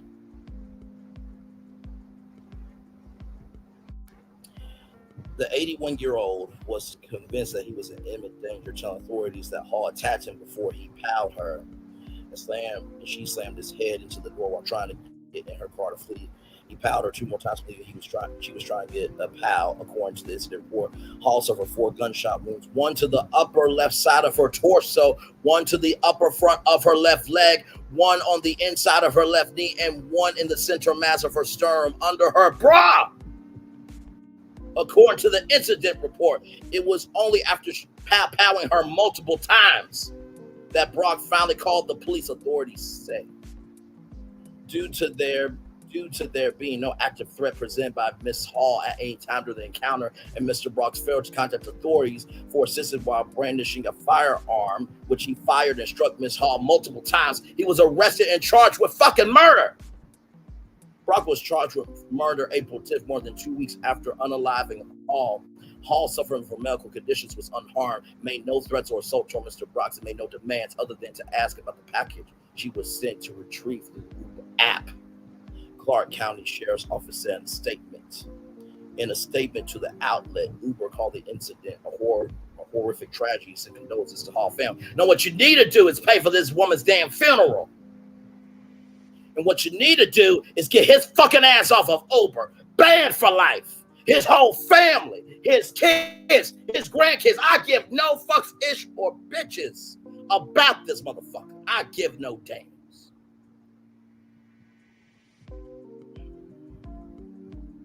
Our hearts continue to be with loved ones as they grieve her son's loss. We have been in contact with law enforcement who make a report committed to supporting the investigation, spokesperson said. Further reports, the sheriff's office is investigating the initial scam. Brock could potentially face charges, but pleaded not guilty to the murder allegation last week. He is currently out on $200,000 bond. Whoever put out that bond to get him out of jail, fuck your existence. Fuck your whole ass existence. I mean your whole existence. Screw the sperm. Screw your mama's womb and screw her thought of making you to exist in this world. Madison Township is about 40 miles from Dayton.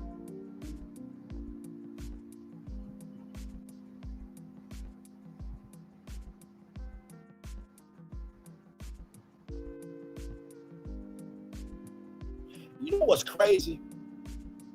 People will be into more social media bullshit than real life shit that needs to be fucking covered. This could have been anybody. Oh no, we want to be the victim because we call smoke upon ourselves and we don't want to be fucking responsible for what the fuck we do. I said what the fuck I said. We're going to take a little commercial break. Because I need it, you need it, and damn it, we all need it. We'll be back after this. We're live on tour. Let's Hey, grab me one too.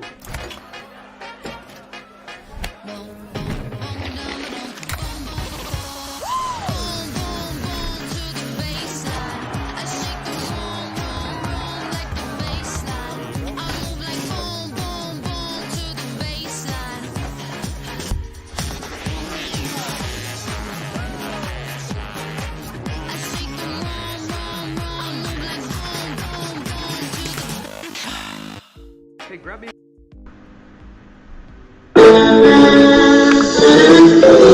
Sweet morning dew, one look at you, and it was plain to see you were my destiny. God, you were found. I come from Memphis. Our son is your son. Welcome to the celebration.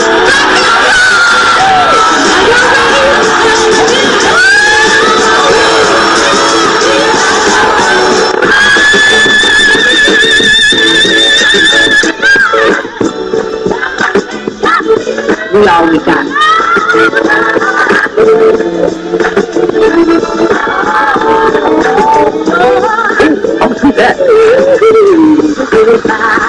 Don't you leave here today with happiness. I want you to leave here with joy.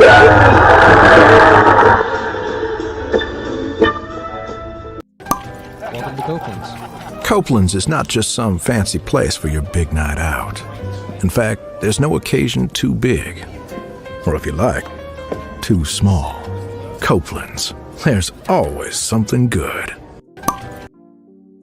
If only there was a place in the morning to start my day. With a smile, somewhere to help me get in the know. Oh wait, there is. Good morning, America. GMA 7A. Now that's how you start your day.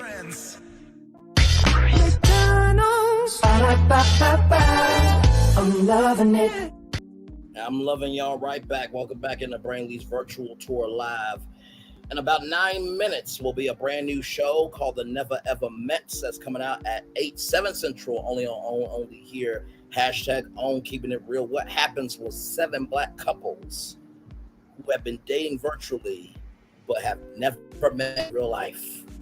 I'm going to give y'all a preview of that show here in just a minute. I want y'all to know something about me. One thing to know and two things for sure.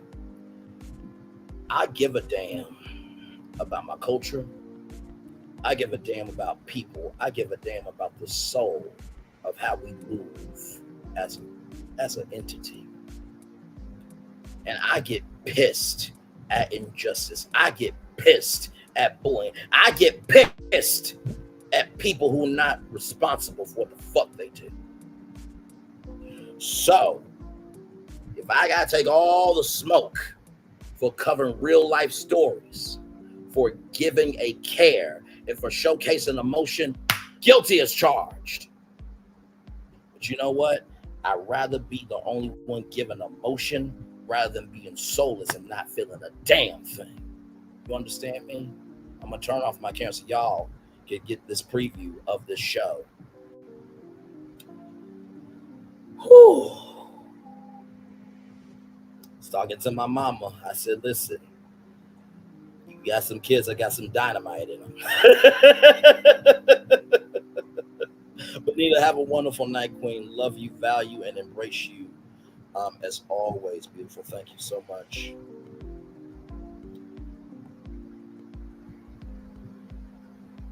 I'm just asking, where's the line? Where's the care? And where is the energy? Because in the words of our good friend, Martin Luther King Jr.,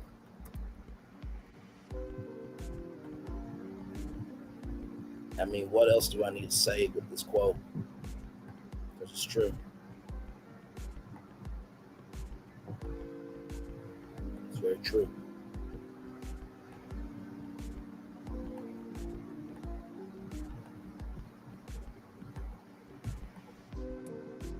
Our lives begin to end the day we become silent on the things that matter. So, with that being said, I'm going to turn off my camera.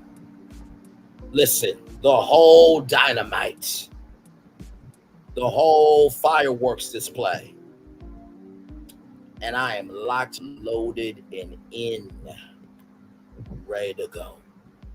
To pop off for what's right. Words of our Uncle Congressman John Lewis, to cause some good trouble. That march on Washington really never ended. It just evolved into different spaces. I'm gonna turn off my camera so y'all get that preview of the Never Ever Mess, which is coming literally in about 6 minutes on the Oprah Winfrey Network. Here we go. Here's your sneak peek of the Never Ever Mets. Roll it! Hey, babe, what's up? These singles have finally met the one. I want to get on with my life, and I want you in it. But never in person. After 12 years, Josh and I have never met. What if we don't click in real life? Until now. 7 couples will put their virtual connections to the test. You'll be living with your person. But will reality mean true romance? We have a beautiful love story. The Never Ever Mets. New series, Friday, April 19th, 8/7 Central, and stream on Max. Hey, babe, what's up? These. Me and Cynthia have not met in person yet for various reasons. The sexual tension is on 100, 1,000, 1,000,000. I like Brandon and our relationship, our chemistry online, but to me, real chemistry is in the air when you're around someone. Millie physically is everything I expected, and then some, absolutely. She's fire. You know, I can't tell her that because, you know, women like men to play hard to get, so. The sexual chemistry is strong. My first impression, like, damn, he fine as hell. I'm just glad to get the meeting part out the way, which is something we've been dodging, I guess, for so many years. I know it's going to be an attraction there. I just want to make sure that he is going to be the right guy for me.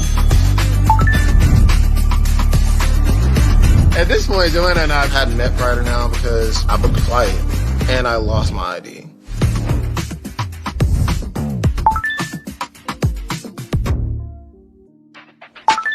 I am your host, Tyranda Jones, and I'm here to welcome you to this experience of a lifetime. Now, each of you are probably wondering, who the hell are these women and where is my man?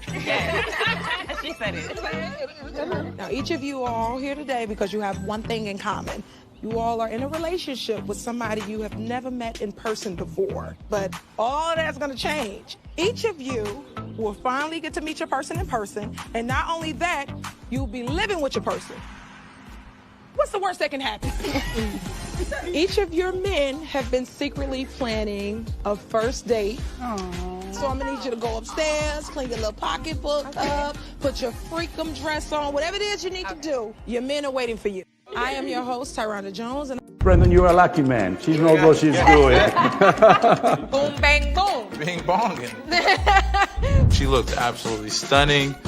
Just as imagined, the dress, the heels, you see it. I don't have to say much else right there. Hey, them goose over there and them geese, they judging us. They would look at us like We trying to be like them. They already paired up and ready, yeah. He is 6'2". He's very handsome. His teeth are like, wow.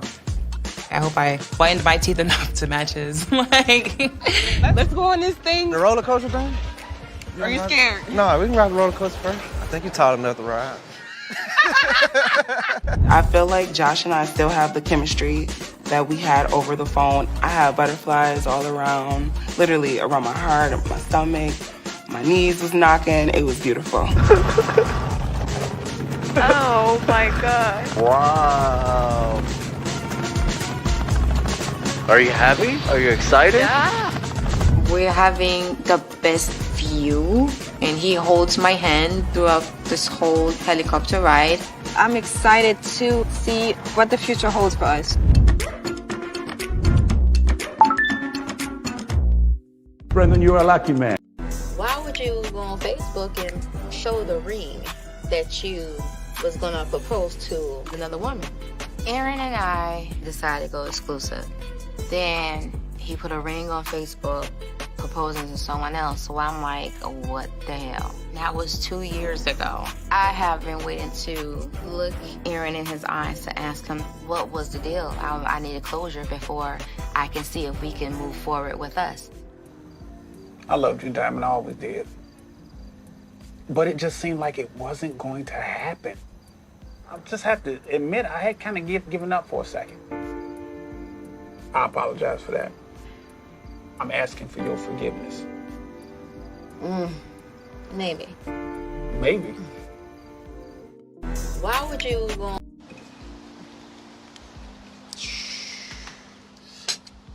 You don't have a. It's right there. Yeah, because It's right here. He grabs the corkscrew and he just like looks at the bottle of wine for a minute, and I'm like, you don't know how to use it, do you? Do you not know how to use it? I mean, I've seen it on TV. You don't know how to use it. Absolutely not. Oh, not the eye roll. It felt like a date for me. It was not a date for us. We have all these other things in common. We could have did something we both enjoyed. It's like I came here to date myself. Cheers. It felt just not natural.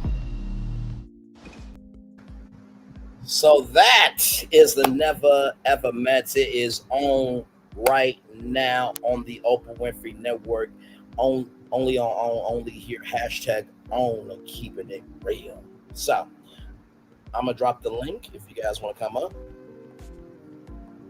I know these two shows today have been quite emotional, but it's important to know that there is character, there is soul, and there is emotionality that you can feel when you're watching content. So let me get the link pinned for y'all. And don't worry, I will be reviewing the show. And I did want to say that there's three content creators that I've seen review it or talk about it. Myself, I was the first one to do it. Carmisha's review, and from Crystal XO. So shout out to those two ladies there for sure. So the link is pinned if you guys want to come on up and give your take on any of the topics that we talked about. I'm going to turn on my camera now because I've done the whole show for over 2 hours. Woo.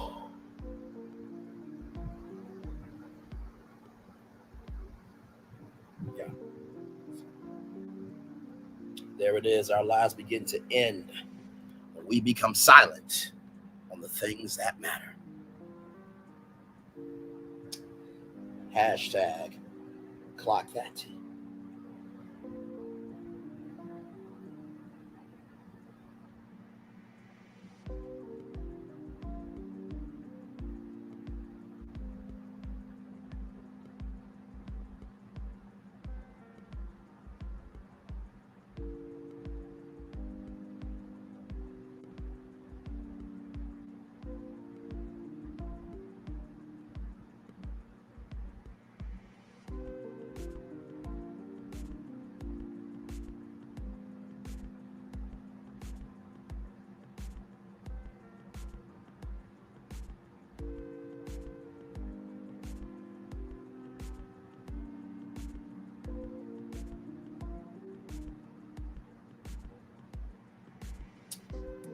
You watching it right now? Awesome sauce. Awesome sauce. Listen, I'll stay on here with y'all until 9 o'clock.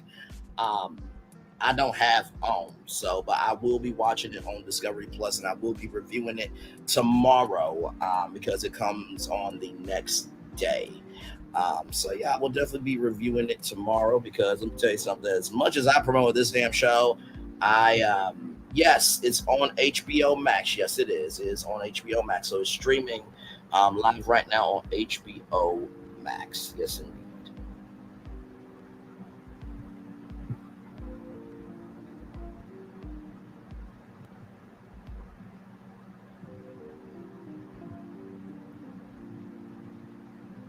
Yes, indeed.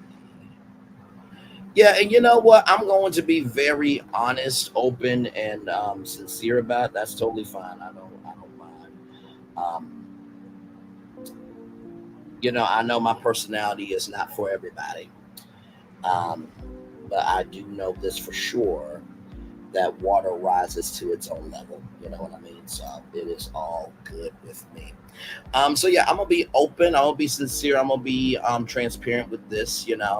I think, allow this show to breathe, allow the people to breathe, and allow this experience to breathe, right? Because regardless of what you think of people on reality TV, it does take a lot of courage to come out on national TV and give your reality to the world to judge. So give love, grace, and space to the whole cast, and let's just see what will be. So.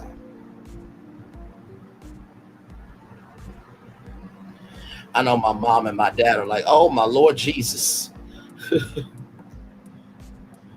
I know my mom and dad are like, oh, Lord Jesus, Braylon went there. Braylon went there, and yes, I did. Because guess what? It needed to be done. It needed to be done. You know what I mean? I think we got to be better at caring about each other as a people. And it's a difference between cancel culture and accountability culture. You know what I mean? So y'all give me one moment. I'm still right here with y'all. Like, comment, share, subscribe. We are live on Twitter.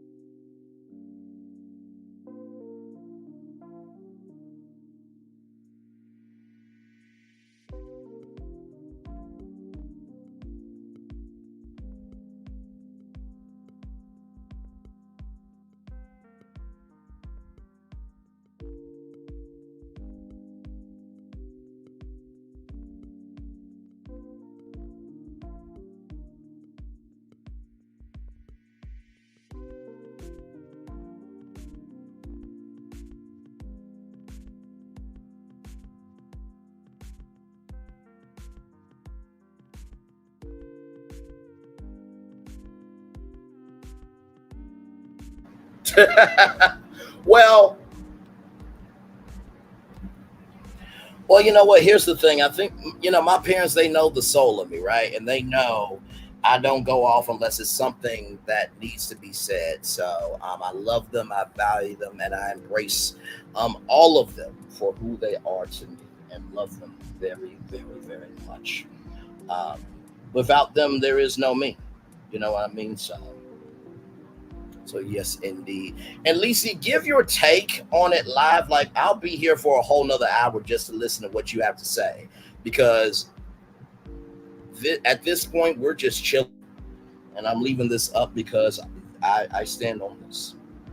I really, really do. So yes, indeed. Glad to have all of you here.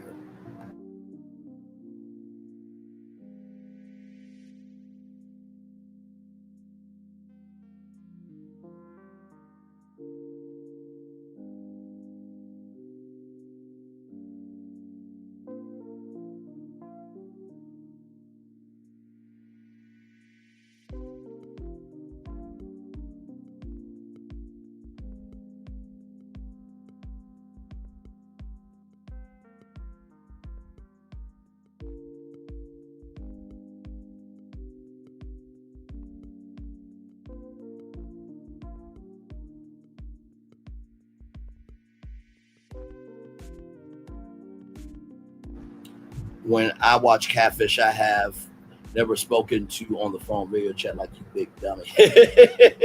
Not you big dummy, you big dummy. I love it.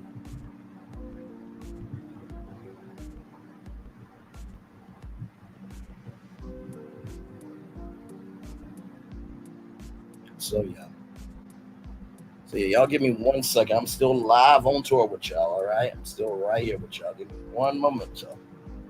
Love y'all very, very much. And I appreciate all of you for allowing me to be me, to be that person that can stand up and say what needs to be said, but have the heart to hear what I have to say and to see the good, the bad, and different. You know what I mean? So I appreciate you all more than you know, and I thank you all very much for that. So.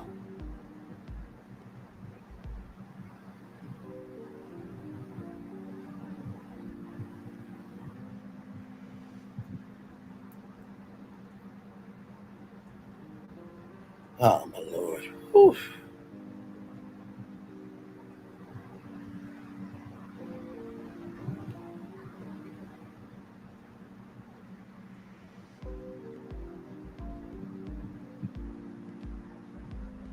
got to talk to my brother today.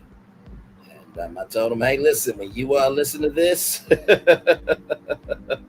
it's gonna be a different form of your big bro. But he's grown and so am I, and he knows that his big bro stands up for what's right. So it was good to talk to him today.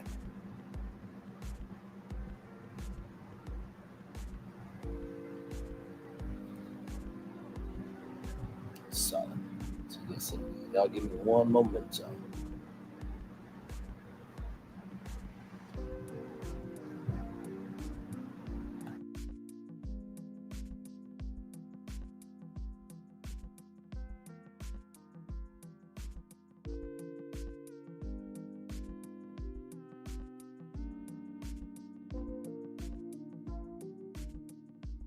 Yes, I do.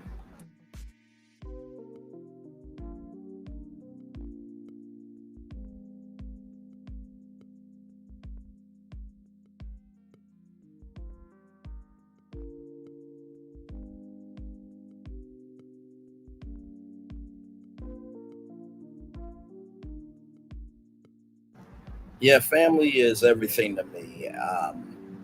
I feel like the way I was raised, Lisi, it allowed me to see what needs to matter, what doesn't need to matter, and I just have ingrained that into my soul, and it just makes me better. You know what I mean? So nobody's the perfect communicator, but it takes many of us to make the world go round. So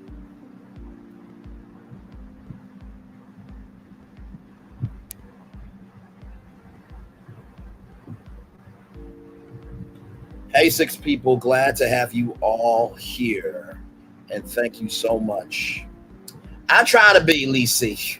I am not perfect. He or she who has not sinned cast the first stone. But I do my best in trying to be about accountability, integrity, and responsibility. So love you very much and love the six people that are here. Don't despise your small beginnings, y'all, because small beginnings lead to big blessings.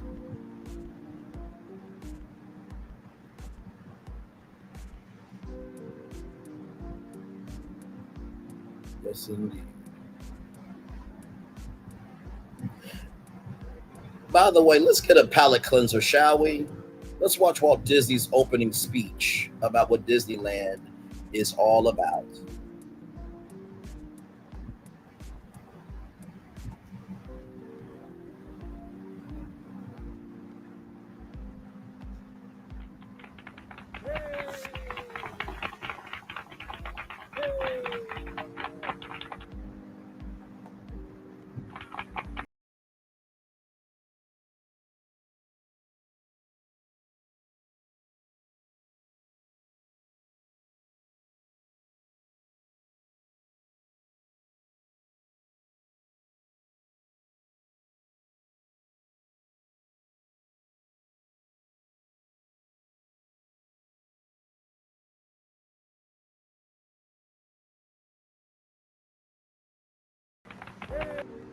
Walt Disney said Disneyland will never be complete as long as there's enough imagination left in the world. Well, we still got a lot of imagination left in the world. I think that's a good celebration for all of us to enjoy. Amen.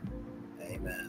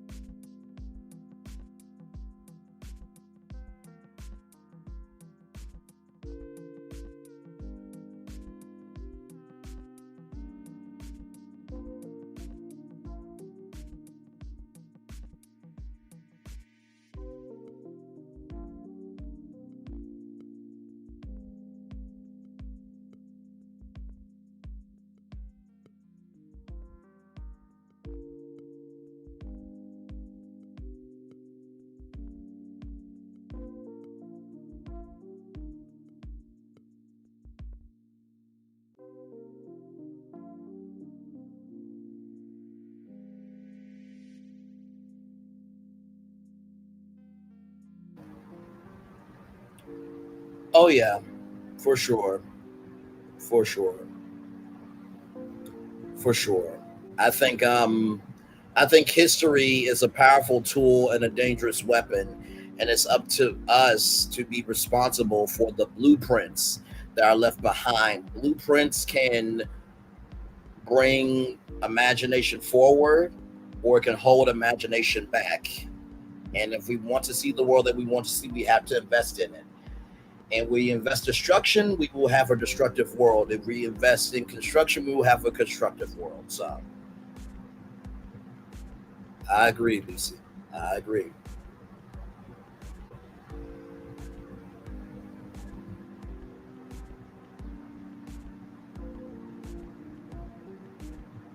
So thank you for that, Lucy.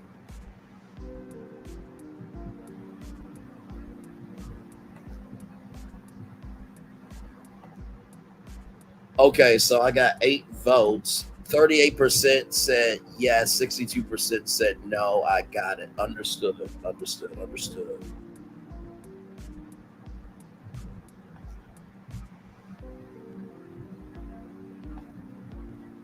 By the way, y'all, since we are talking about other hot topics, I do want to say congratulations to Shirley Strawberry divorcing Ernesto.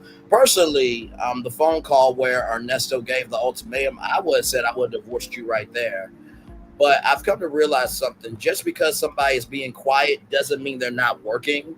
And I am proud that Shirley is claiming her life, claiming her soul, and claiming the possibilities that are still to come and stand up for herself. Ernesto, bro, when you get out of jail, if you do, because I hear you're on bond and then I hear you now on bond, dude, your life is going to be hell on earth as you fucking deserve to have it happen to you. I really mean that.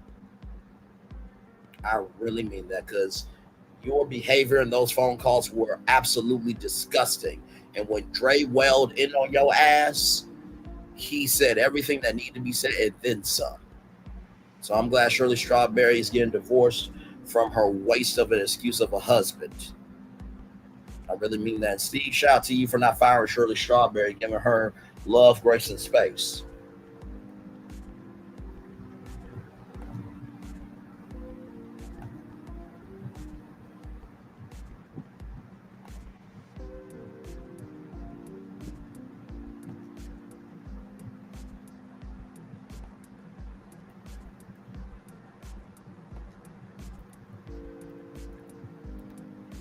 So yes, indeed.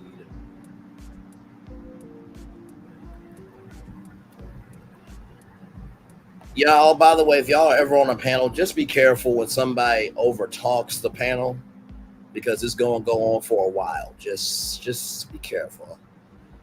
Because Lord Jesus Christ.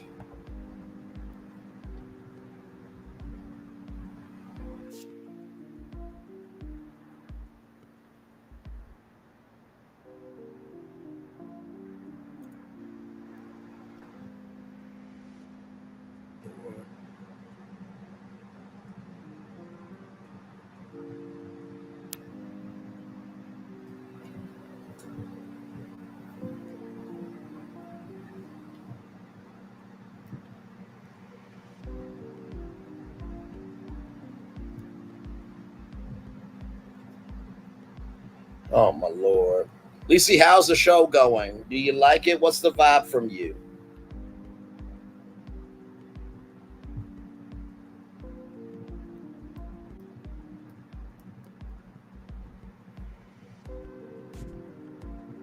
I really do feel that this series, The Never Ever Mets, can go on for a very, very long time. Because think about how many couples have never met. I remember Nikki News on Narcissism. By the way, shout out to her. She's a content creator. Y'all like, comment, share, subscribe to Nikki News on Narcissism. She said that there could be the never ever marrieds. You know what I mean?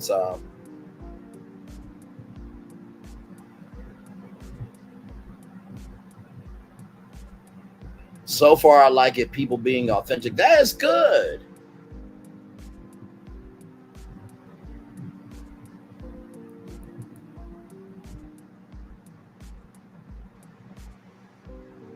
That is really good.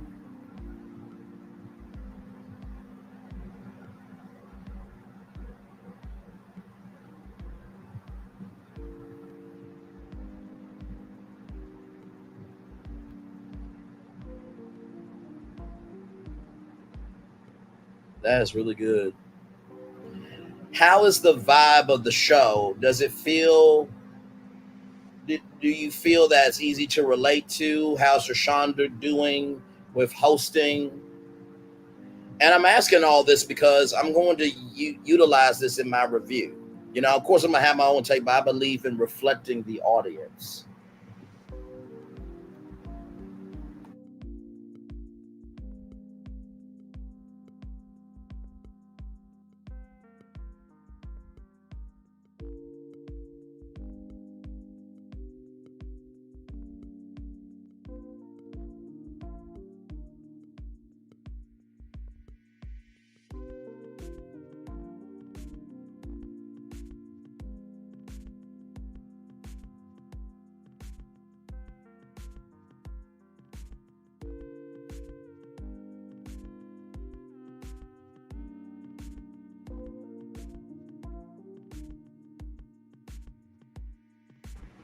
Looking forward to seeing how it progresses now that they spend the physical time together.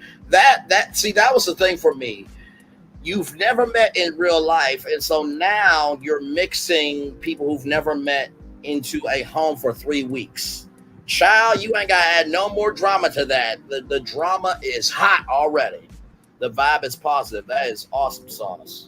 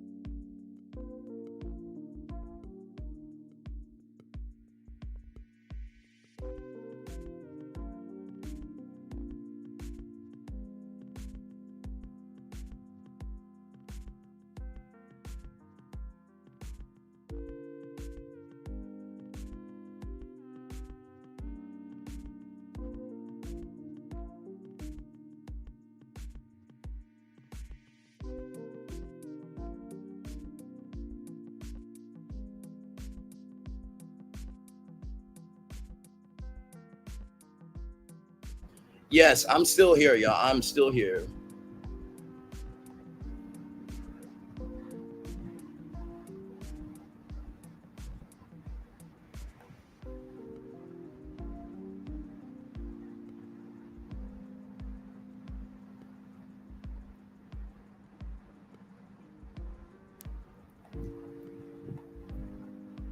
Oh, by the way, the Silver, may I share a big announcement with you?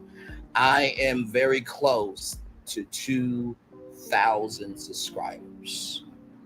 Just to let you know.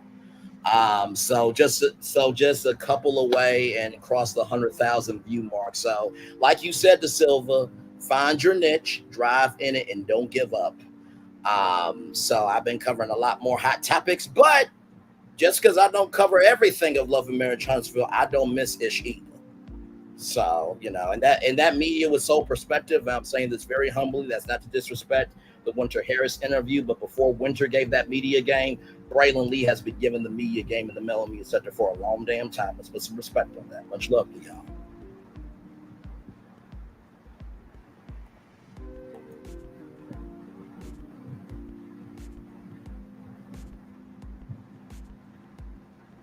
Sounds good, Queen. Looking forward to it. Love you.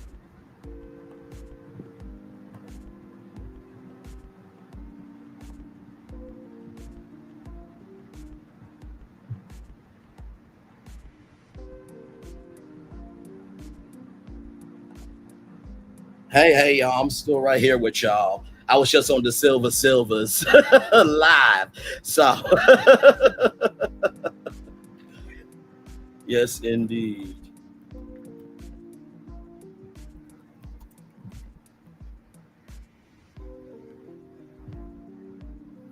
Yes, indeed.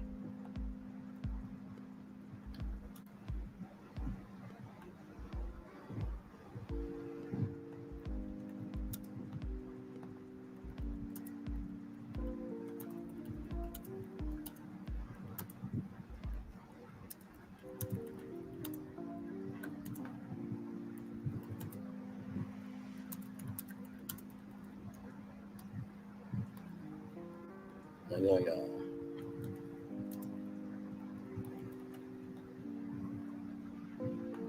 Sorry, y'all. I'm trying to comment on everybody. I'm trying to comment to everybody. Yeah, I'm trying to comment to everybody in the Silver's chat here because it's been a minute since I've been over here.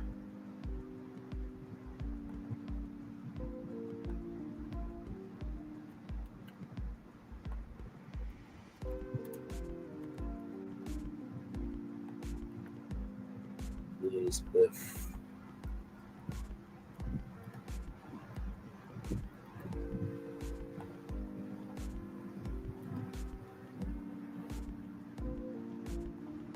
Hang on there.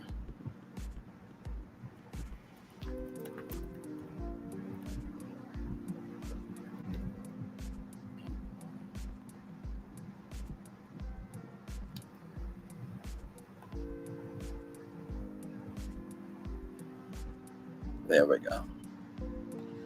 Woo, child.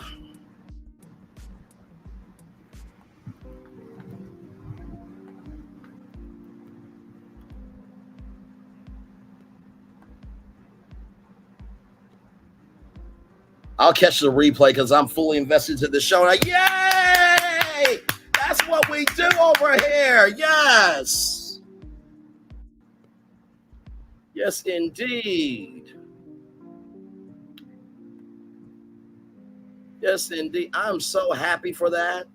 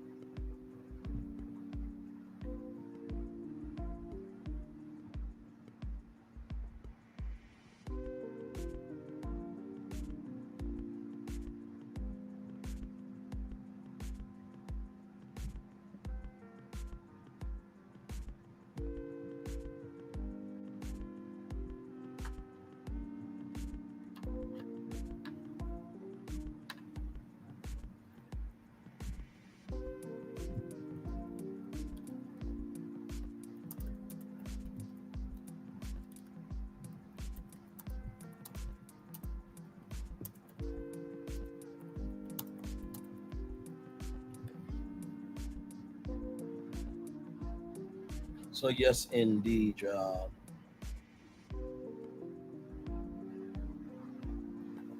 Man, see, this is why I love YouTube. Like, if you do what you're supposed to do, you're about love, you're about peace, and you're about embracing the good, YouTube can be so much fun for you. It's not stressful. YouTube is not stressful. It's only stressful for people who cause chaos, toxicity, and strife.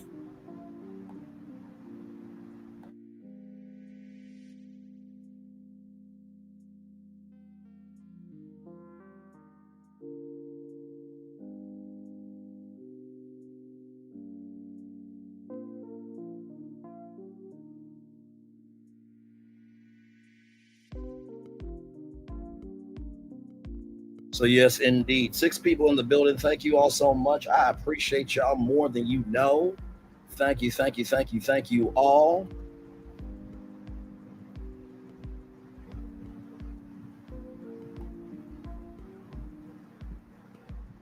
I really do love our show. I really do. Like the diversity, the soul, and just the curiosity of us as a culture. It is amazing.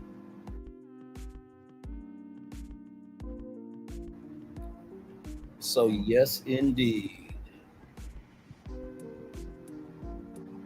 Today was a very good day. Today is a very good day. Today is a very good day. You know what I mean? So yes, indeed.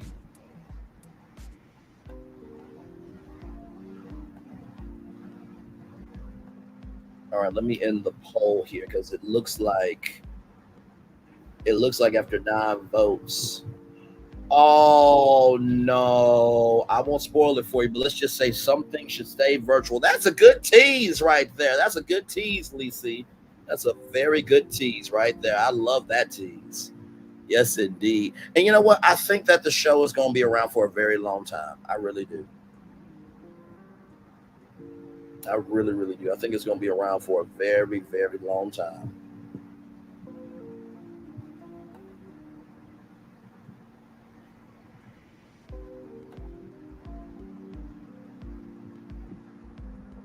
So yes, indeed. Let me thank everybody for being here. Lisi, thank you. Benita, thank you. Who said that? Thank you. Angela Hull, thank you. Janetta Speaks, thank you. I hope that Lady B is enjoying her crab boil because I think she was making a crab boil earlier. Lynette Stiller, thank you. King speaking with Colton Superpound. I love you, brother. Thank you so much for coming through.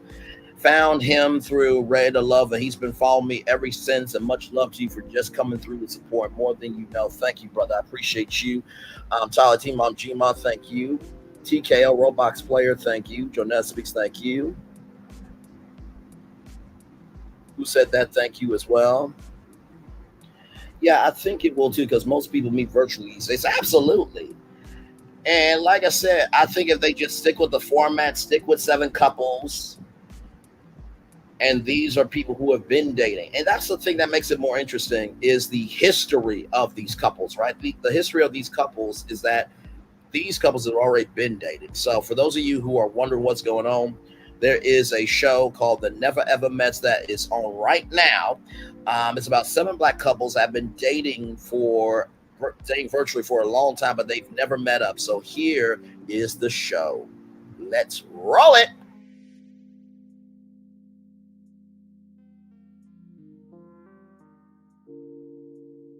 Hey, babe, what's up? These singles have finally met the one. I want to get on with my life, and I want you in it.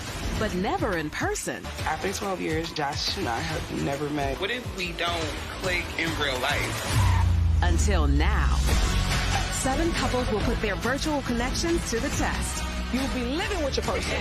But will reality mean true romance? We have a beautiful love story. The Never Ever Mets. New series, Friday, April 19th, 8/7 Central, and stream on Max. Hey, babe, what's up? Me and Cynthia have not met in person yet for various reasons. The sexual tension is on 100, 1,000, 1,000,000. I like Brandon and I, our relationship, our chemistry online, but to me, real chemistry is in the air when you're around someone. Millie physically is everything I expected, and then some, absolutely. She's fire. You know, I can't tell her that because, you know, women like men to play hard to get, so. The sexual chemistry is strong. My first impression, like, damn, he fine as hell. I'm just glad to get the meeting part out the way, which is something we've been dodging, I guess, for so many years. I know it's going to be an attraction there. I just want to make sure that he is going to be the right guy for me. At this point, Joanna and I have had met prior to now because I booked a flight and I lost my ID.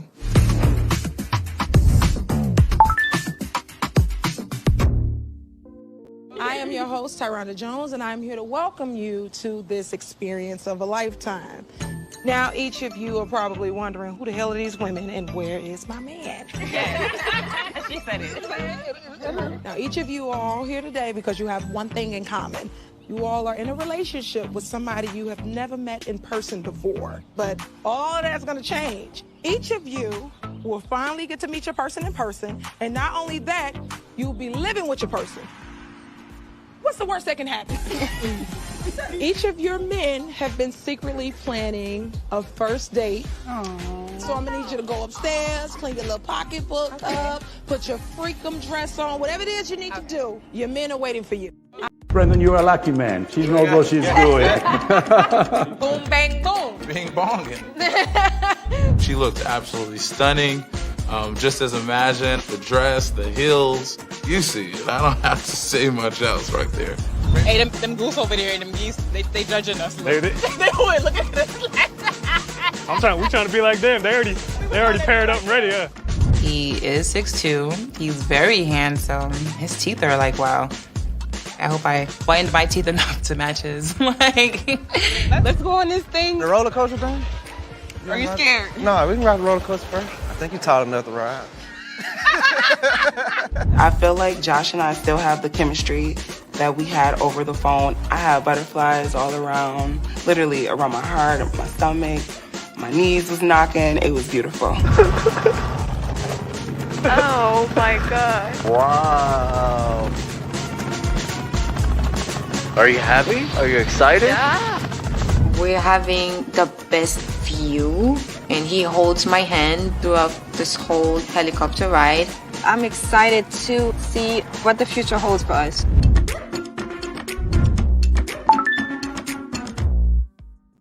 Why would you go on Facebook and show the ring that you was gonna propose to another woman? Aaron and I decided to go exclusive. Then he put a ring on Facebook proposing to someone else. So I'm like, what the hell? That was 2 years ago. I have been waiting to look Aaron in his eyes to ask him, what was the deal? I needed closure before I can see if we can move forward with us.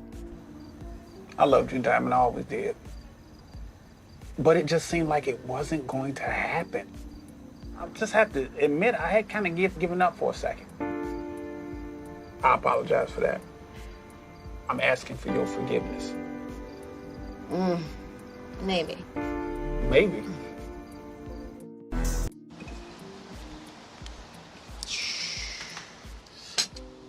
You don't have it's right there. Yeah, because it's right here. He grabs the corkscrew and he just like looks at the bottle of wine for a minute, and I'm like, you don't know how to use it, do you? Do you not know how to use it? I mean, I've seen it on TV. You don't know how to use it? Absolutely not. Oh, not the eye roll.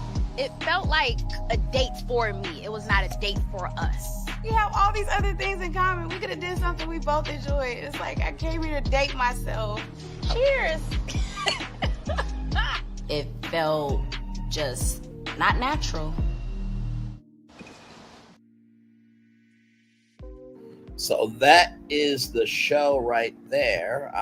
It is a 10-episode series that will be happening every Friday night at 7 Central, only on OWN, only here. #OWN, keeping it real. Glad to have all of you here. We're going to stay right up till the show cuts off.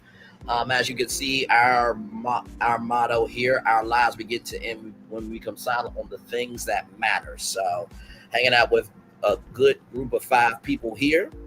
And I'm glad to have all of you here. Lisi is actually watching the show live in real time right now. So hanging out with her as she is watching the show. And glad to have all of you here as well. Yes, indeed. You know, these 2 shows today have been quite emotionally heavy, like I said before, because I think that the topics that we covered today are extremely triggering. They are to the gut and they go through your soul. And I think passion sometimes gets lost in journalism, because the way I was able to say what was on my mind here, there's no way I'm gonna be able to do that on Good Morning America. You know what I mean? So I appreciate the fact that YouTube, their original antithesis, their original thought, their original conception is broadcast yourself and broadcast what matters to you and broadcast maybe some of the things about yourself that other people may not know. So shout out to that for sure. 5 people still in the building. Like, comment, share, subscribe. We'll take a little commercial break, and we'll be back right after this. Roll it. If only there was a place in the morning to start my day. With a smile, somewhere to help me get in the know. Oh wait, there is. Bring your friends. Good Morning America. GMA 7A. Now that's how you start your day. Welcome to Copeland's. Copeland's is not just some fancy place for your big night out. In fact, there's no occasion too big. Or if you like, too small.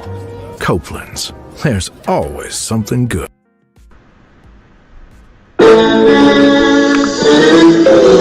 Sweet boy and one look at you, and it was plain to see you were my destiny. I come from Memphis. Our son is your son. Welcome to the celebration.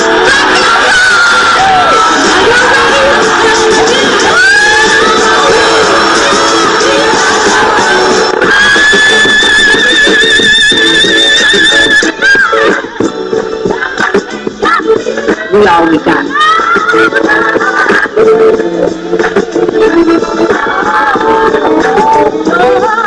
I'll see that.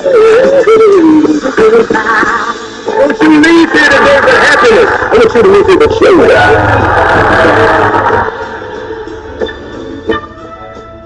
Hey, grab me one too.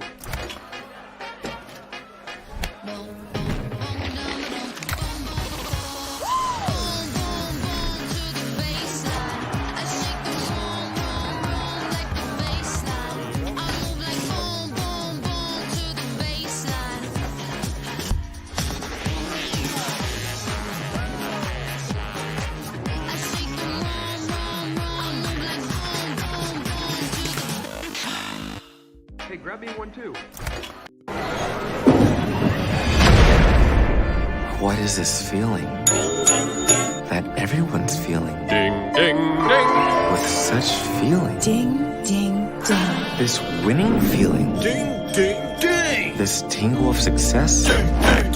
This sensation of triumph. Ding, ding, ding. This Oh, I can feel it! This season, everyone gets the winning feeling. Win guaranteed prizes like $250 grand and more. Only at Dave & Buster's. New Orleans don't make a lick of sense to most people. A big city built below sea level that throws logic out the window and beads to strangers. And our chicken is no different. A fast food restaurant selling fried chicken that takes 12 hours to marinate? That makes no sense. But it does make delicious. The best recipe for big flavor ain't about logic. Because you know magic when you see it or when you taste it. We don't make sense. We make chicken. Love that chicken from Popeyes. New Orleans.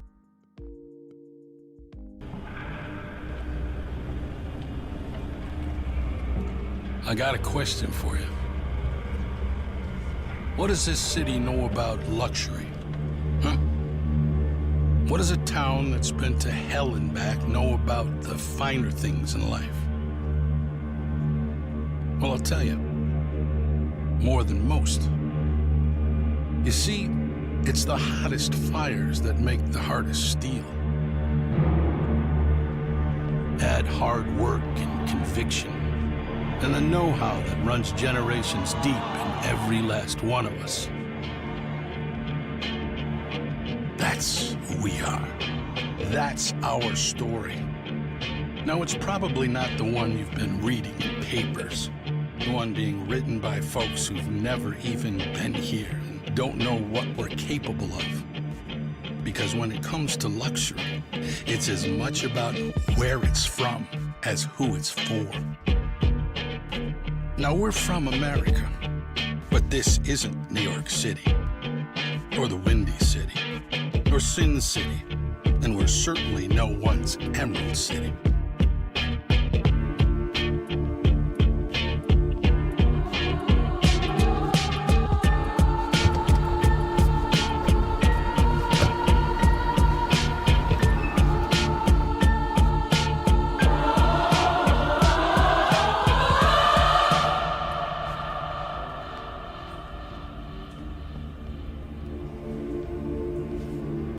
This is the Motor City, and this is what we do.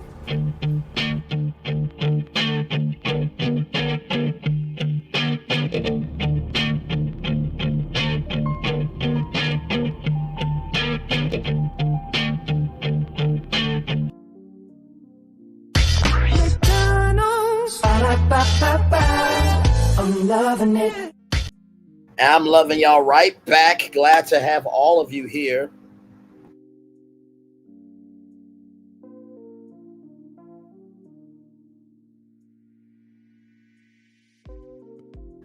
Yes, indeed. Glad to have all you here. We are going to be here until the show is over. You understand? So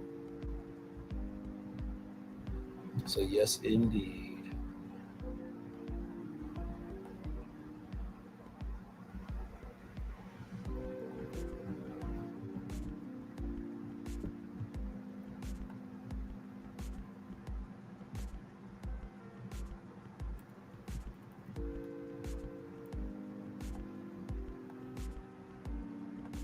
Yes, indeed. So we are going to be right here until the show ends. And then, Lisi, like I said, give me your overall take once we get to the 9 o'clock hour, because I'm definitely going to go back and, I'm going to go to this part of the live and, look at your comments again before I watch it. So, because I want to give a genuine, honest, and full review of this show. So.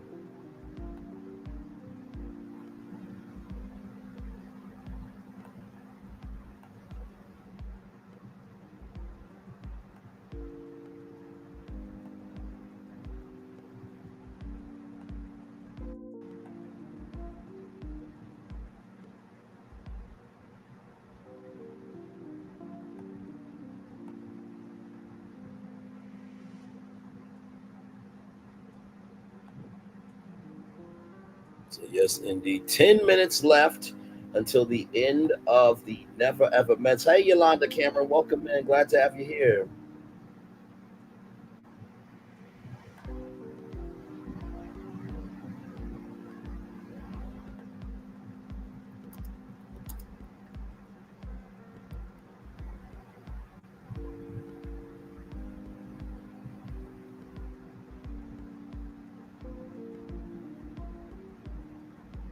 Oh. Man, let me tell you something. Multitasking is not easy. Okay, I'll tell you that. By the way, Yolanda, do you mind if I read your comment? Because your comment touched me so much on the community wall. It really, really did. Very humbly, it really did. Let me see if I can get her comment up here, because it true. And Yolanda knows me from the Onyx collab. She says, congratulations, Braylon. Quality over quantity. Keep pushing forth, remaining who you are. Don't allow the naysayers to alter you in any way. Sticks and stones may break my bones, but words will never harm me. Old school wisdom, you are doing the work you were called to do. And I appreciate you so much, and Lady B and Sheila Aaron, all of y'all who have congratulated me on the 2K to come. We're not there yet, but we are on our way. And when it does happen, child, we are having a 2K party, because that is our accomplishment. You understand? Let me see here. And it's going to be a good damn time too. You heard? Let me get back on our quote here. Our lives begin to end when we become silent on the things that matter here. So overall, the first episode was a peaches and cream, with the couples. That clip of the dude not knowing how to use a corkscrew was embarrassing.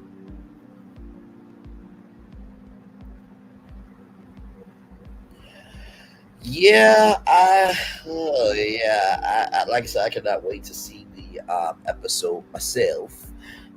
So what's happening now? Have they got to the preview yet? I know the preview is about to come up here in just a little bit. I can't wait to see how the culture on YouTube takes in the show. And social media in general, because I think this is going to open up a lot of conversations. I think there are some people who have never met in real life and who have dated virtually. It's like, okay, you know what? We need to talk about some things from the show. And I think that, the couples that are together, they will have conversations with it. I think that this is going to help single people. I really do think that this show is going to open up a lot of doors that have been closed. And I think there's going to be a lot of, standards and requirements that will be shut doors. Like, okay, this is what I demand. I'm not accepting anything less than that. So I think it's going to definitely do a lot of good for you. So, yes.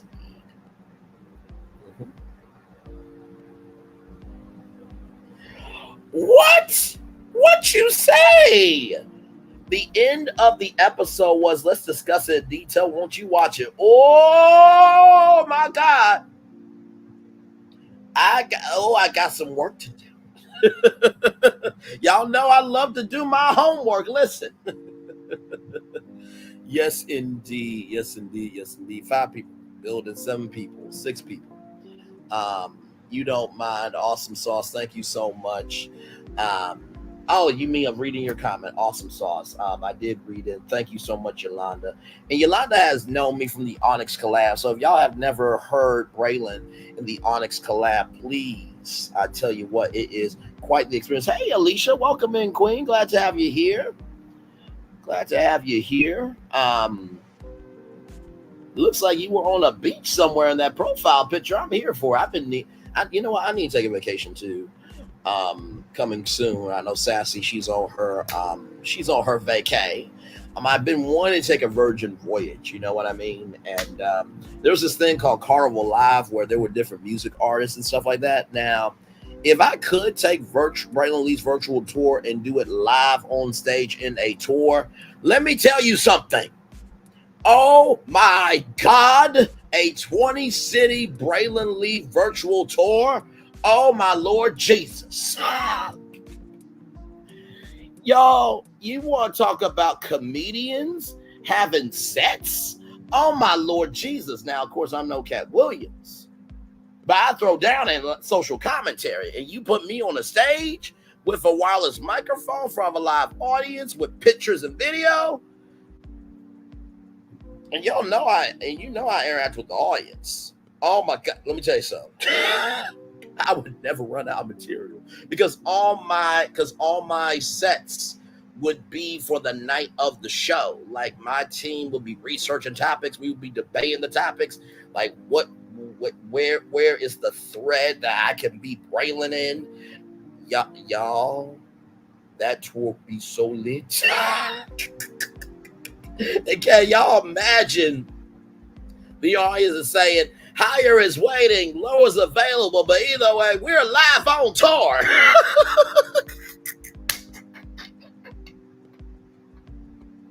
Man. Meanwhile, my mama and my dad, praying, you got all these people going on tour with you. Yeah. Well, the tour has come to life.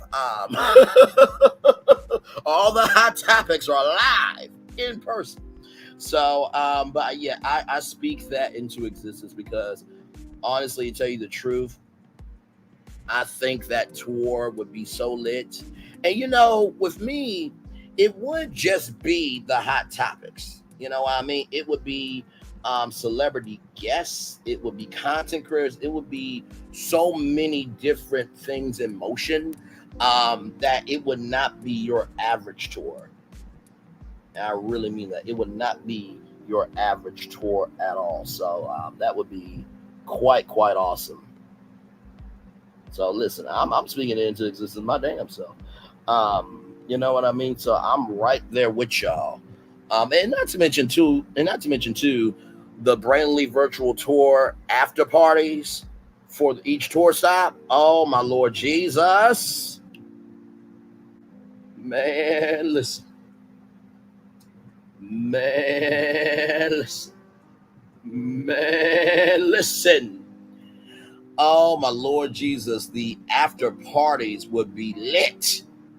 Because and honestly, the after parties wouldn't be that much hard work, because why?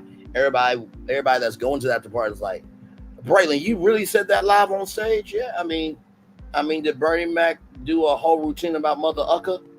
Yeah, I said that live on stage. I forget the name of the cruise ship that goes to 10 seas on Lake Michigan, but I want to do that one day. Do it. Absolutely. You know, impossible things are happening every day. Yes, indeed. Impossible things are happening every single day.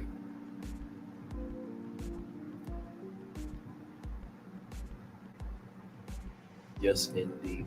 By the way, y'all, I don't know if me and Sassy and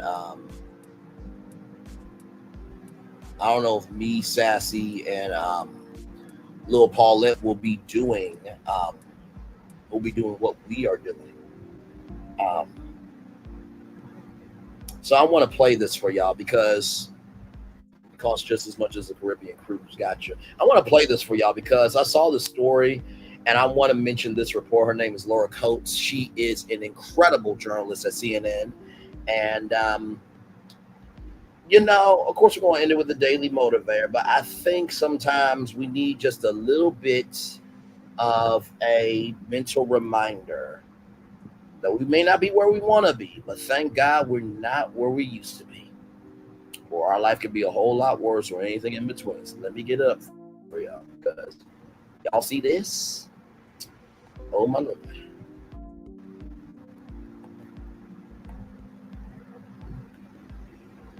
And literally, this happened today.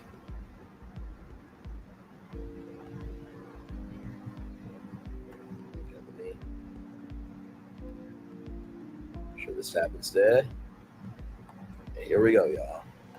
An active shooter is in the park outside the court. We have a man who has set fire to himself. A man has emblazoned himself outside of the courthouse just now. Our cameras are turning right now. A man has now lit himself on fire outside of the courthouse in Manhattan, where we are waiting his history to be made. A full jury panel is gone. We are watching a man who is fully emblazoned in the front of the courthouse today. We are watching multiple fires breaking out around his body and person. We have seen an arm that has been visible, that has been engulfed in total flames. There is chaos that is happening. People are wondering right now if people are in danger. I'm looking across the courtyard. There is a man racing to his aid. There's codes coming off to try to put out the fire. We have members of security detail.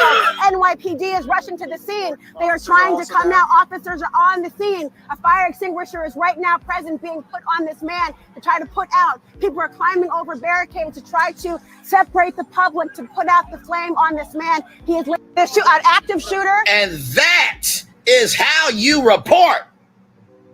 Okay. According to CNN, the man was throwing flyers in the air before he pulled an item out of his backpack and lit himself on fire. The CNN team reportedly observed that one of the flyers was saying NYU is a mob front, as well as other scathing allegations against the university. Laura Coates described the scene in a live broadcast.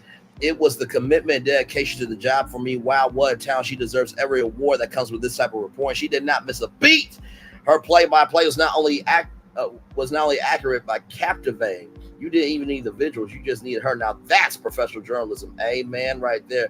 Baby, I need her to spill any tea because she ain't leaving nothing out. Damn, Laura Coates is no joke on her on the ground reporting top notch. She handled this reporting so well that she deserves a award. Prayers up for that family, his family though. So it just goes to show you, you know what I mean? Your life could be a lot worse. Amen. Amen. By the way, speaking of that, you know what? Let's talk about the Tom Joyner cruise for a little bit. Tom Joyner cruise. And this is how flexible I am with the show. Like, listen, at this point, we're just chilling. We are just chilling. So Tom Joyner's fantastic voyage. By the way, y'all, if you guys are looking for your cabin, call 214-495-1963. That's 214-495-1963. That's 214-495-1963. However, in the same token, okay, this cruise is coming to a head April 27th. 7 days, 19 hours, 26 minutes, and 23 seconds. They will be sailing on Royal Caribbean's Independence of the Seas ports of call Grand Turk, Turks and Caicos. Hang on, y'all. Puerto Vallarta, Dominican Republic, and San Juan, Puerto Rico. Here it is. Here the 2023 cruise flashback. Call center hours Monday through Friday, 8 a.m. to 8 p.m. Central Standard Time, which would be 9 p.m. and Saturday, 10 a.m. to 2 p.m. Pacific Central Standard Time. So 11 a.m., 3 p.m. Performing in 2024, Earth, Wind, and Fire, the one and only Miss Shaka Khan, Bobby Brown, Tank, Ja Rule, Kurt Franklin, Method Man, and Redman. Ashanti will be on board as well. As you can see, the people having a beautiful time right there. Now, I don't know if Tom Joyner still does his sky shows or not, but let me tell you something. Just because I'm retired from the radio don't mean I don't know how to crack a damn mic. You understand the words coming out of my damn mouth. Beautiful brown sisters right there. Yes, indeed. Charlie Wilson doing what he does right there.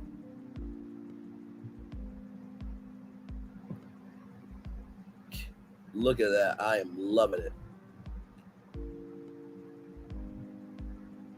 And I think this is the main stage right here for the artists.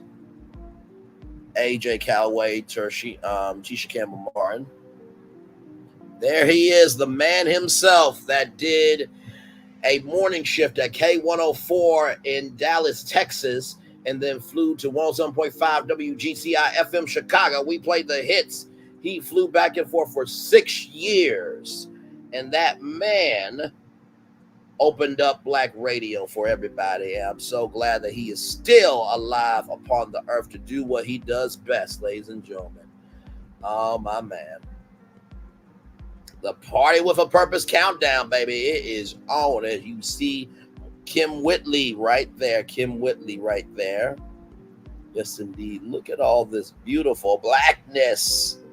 I'm loving it. There's Tom Joyner right there, having a good old grand of a time. The Tom Joyner Foundation, Royal Caribbean International, Denny's, Black Girl Sunscreen, Black Votes Matter, and the Impact Network. Apparently, there was a promotion for a contest, maybe. But yes, indeed. Trying to see if there's anything else. The best way. Hang on, y'all. Sorry there.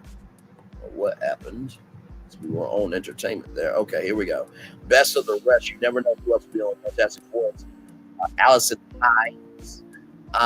EU featuring Sugar Bear. George Wallace. J. Anthony Brown is going to be on board. You know what? I'm so happy about that because when J. Anthony Brown and Tom Joyner, you know, there was a falling out, and J. Anthony Brown went to the Steve Harvey Morning Show. I am so glad that J. Anthony Brown will be on board. So, and by the way, can you imagine? Oh, civil. Good morning, Mr. Jordan. J. Anthony Brown. Can you imagine a Sky Show with those legendary 3 radio broadcasters on board the Fantastic Voyage? Let me tell you something. If I'm Tom Jordan, guess what? We're still doing a live damn broadcast. If nothing else, just to entertain us. You understand? Just because I'm off the rail don't mean I can't crack a damn mic. I know I said it twice, but I said it twice because it makes sense. Myra J, Chris Paul, Huggy, what's the deal, pickles? Is everything kosher? Tom Jordan, my Civil Wilkes. Ain't nothing like the Tom Jordan Morning Show, baby. Jasmine Sanders, L'Oreal from the Morning Hustle. Jesus, her existence repulses me. Darlene will be on there, but that doesn't mean I don't wish L'Oreal well. Griff, Murray Moore, Ralph Trenzovit. So those are all the people that will be there, all right? So just to let y'all know that there. And it literally launches in 7 whole days. 7 whole days. And then from you, I can't take it, won't take it, can't take, and then on my own. Tony Braxton, forever and love for you. Come and love me forevermore, baby. And a portion may be tax deductible. It supports HBCUs. As always, the Fantastic Voyage includes prepaids for which most cruises charge extra, transfers between the airport and the pier, cabin gratuities, and port fees and taxes are included for your including your cabin price. For booking cabins or cabin prices, please call 214-495-1963. That's 214-495-9163. That's 214-495-1963. Last chance. Get in where you fit in. Last call. Get in where you fit in. Call 214-495-1963. That's 214-495-1963. That is 214-495-1963. Passengers are responsible for providing their own cabin mates. Our itineraries, towns, sports vessels, arts, performers, appearances, and locations are subject to change without notice. Consult with your accountant or prepare regarding the tax-deductible donation. For connecting cabins, ADA, that means cabins that are accessible for disabilities, or the American Disabilities Act, accessible cabins, and pricing for occupancies of 5 to 8 passengers. Please contact the Fantastic Voyage Center. Once again, 214-465-1963. That's 214-465-1963. That's 214-465-1963. There you go, y'all. The Fantastic Voyage launching 7 days, 19 hours, 19 minutes, and 48 seconds. Everybody should be a wonderful, wonderful time. All right, I got to watch BMF. I'll be looking out for your live review of the Never Ever Met. Sounds good. Let's get the Daily Motivator up for y'all. Let's head on out here. This was such a great show.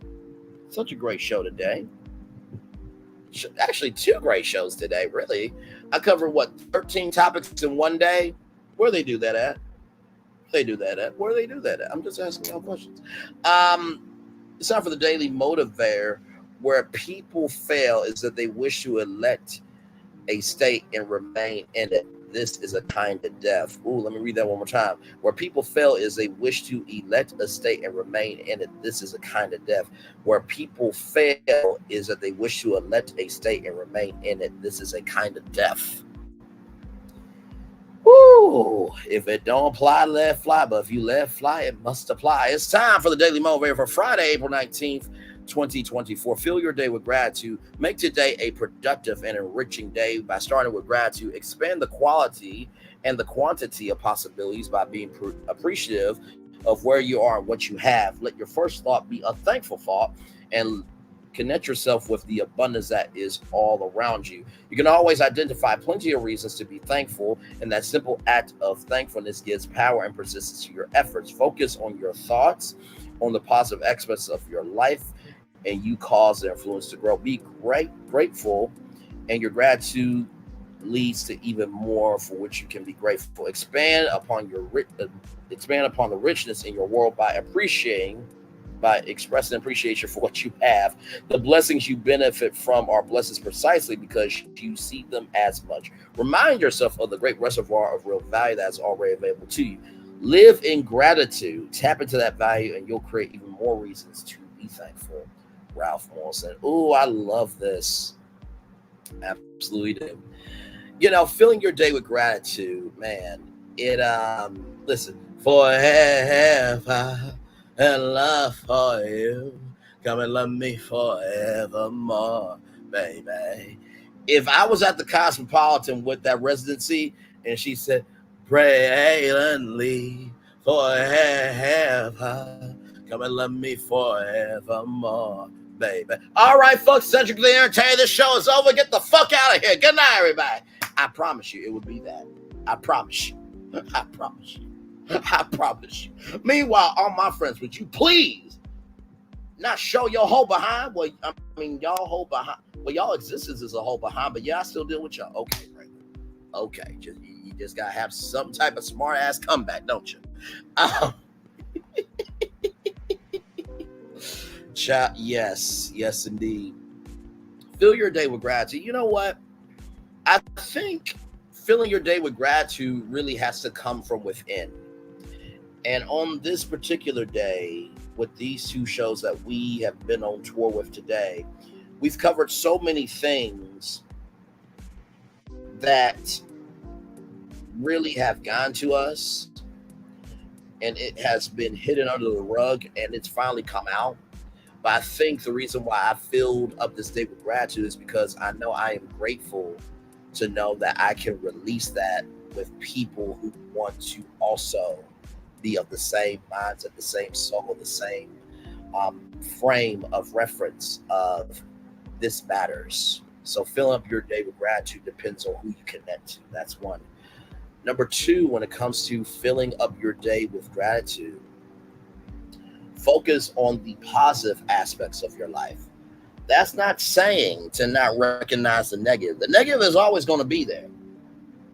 But I promise you, focusing on what is positive will allow you to work on what's positive. And finally, just understand, recognize, and know that whatever may come your way, I promise you, if you feel that you're alone, be still in your peace.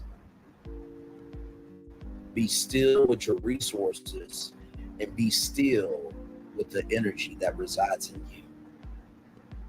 The cavalry of God has never lost a war. The army of man has always lost the war. If you're charging from the back with hate, strife, and toxicity, that message eventually gets up to the front, and people who have free will to know what's right will part and let you unalive yourself, mentally and otherwise. But if you're charging from the front with love, compassion, grace, space, and dignity, that message gets to the back. You're able to charge as one. And like our good brother Martin said, our lives begin to end the day we become silent about the things that matter. And so with that being said, it's time to end it with the best outro on YouTube. Know what you do and do what you know. Never say you weren't born special, because you were always born a blessing. And trust, you may not be where you want to be, but by the end of it, you'll be where you need to be. Do what you've been chosen to do. Why is one thing to call yourself? It's another thing to be chosen. One love, much love, all love. I have spent time with you. You guys spend time with me. Hopefully by spending time together, we'll rise up to be great together. And always remember, where you're doing radio, television, YouTube, living your best life, or being grateful that 7 people are staying around because you are coherent, you know who you are, and you don't have to look like a raging bitch-ass lunatic just to exist on YouTube. Make sure the replay is not just where you feel to watch it, not just where you feel to listen to it, but for you to want to experience it again. And also, too, you don't have to be a raging Mitch on YouTube either. Make sure the replay is not just where you feel to watch it, not just for you listen to it, but for you want to experience it again. I love you. I value. I embrace you. I always remember, or receive love, you gotta give it, or receive love, you gotta give it, or receive love, you gotta give. Wherever obstacles you have overcome, wherever successes you have achieved on this particular day, I'm extremely proud of you. And finally, guys, make sure that you always make yourself a yes when everyone else will say no.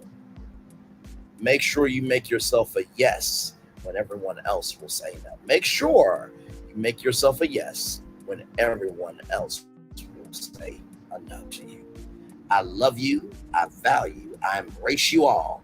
I'll see you real soon. Enjoy the fireworks for the day that was, for the day that's to come, and for the blessings that are on the way for you, me, and all of us as a society, as a people, and as a culture. Commercial break, fireworks. I'll see y'all very soon. Peace, love, and all the joy that you deserve. I'm out, y'all. We've been on tour. Good night, everybody. Things have been a little quiet around here. We've missed the fun. We've missed the excitement. We've missed the entertainment. We've missed the nightlife. But most of all, we've missed you. We're getting ready. Caesar's Rewards. We can't wait to welcome you back. I finally did it. Popeye's new chicken sandwich. I've been trying to make the perfect chicken sandwich forever. How does that make you feel? You know me. It had to be just right. Finding a bun as good as my chicken was not easy. I mean, I did it, obviously. I think we've made a lot of progress here. I feel great. Good talk. I'm proud of you. My new chicken sandwich is buttermilk battered and served on toasted brioche. Try it in spicy or classic. Love that chicken from Popeyes.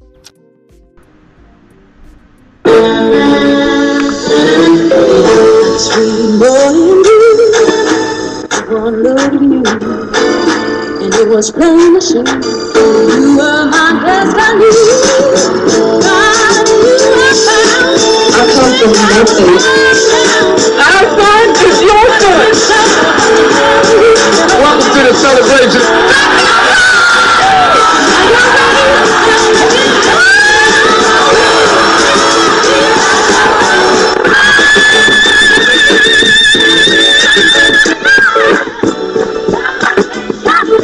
We all we got.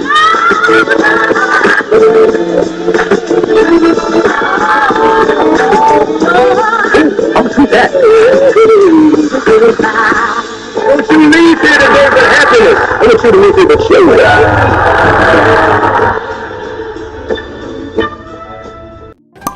Welcome to Copeland's. Copeland's is not just some fancy place for your big night out. In fact, there's no occasion too big. Or if you like, too small. Copeland's. There's always something good.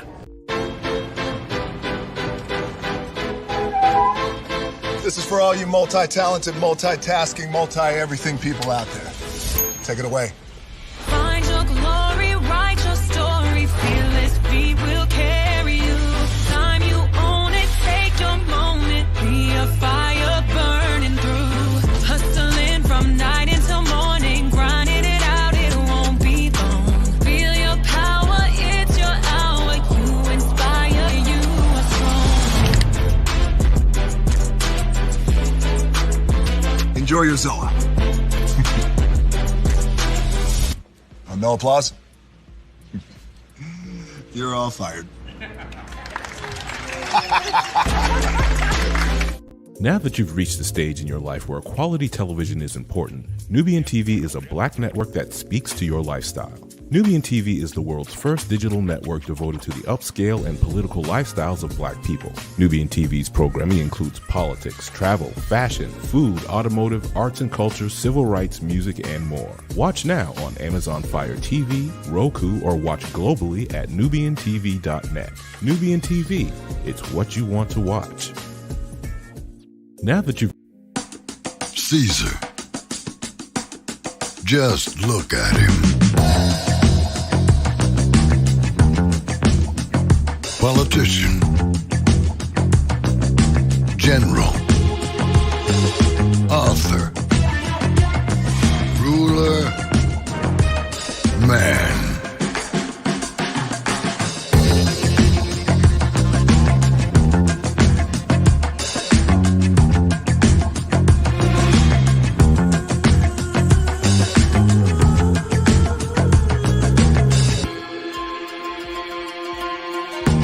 Legend has it, he's not only stared into the belly of the beast,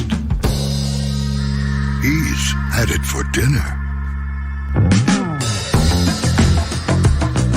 Here he's free to relax, or party, or relax, or party, or relax, and party.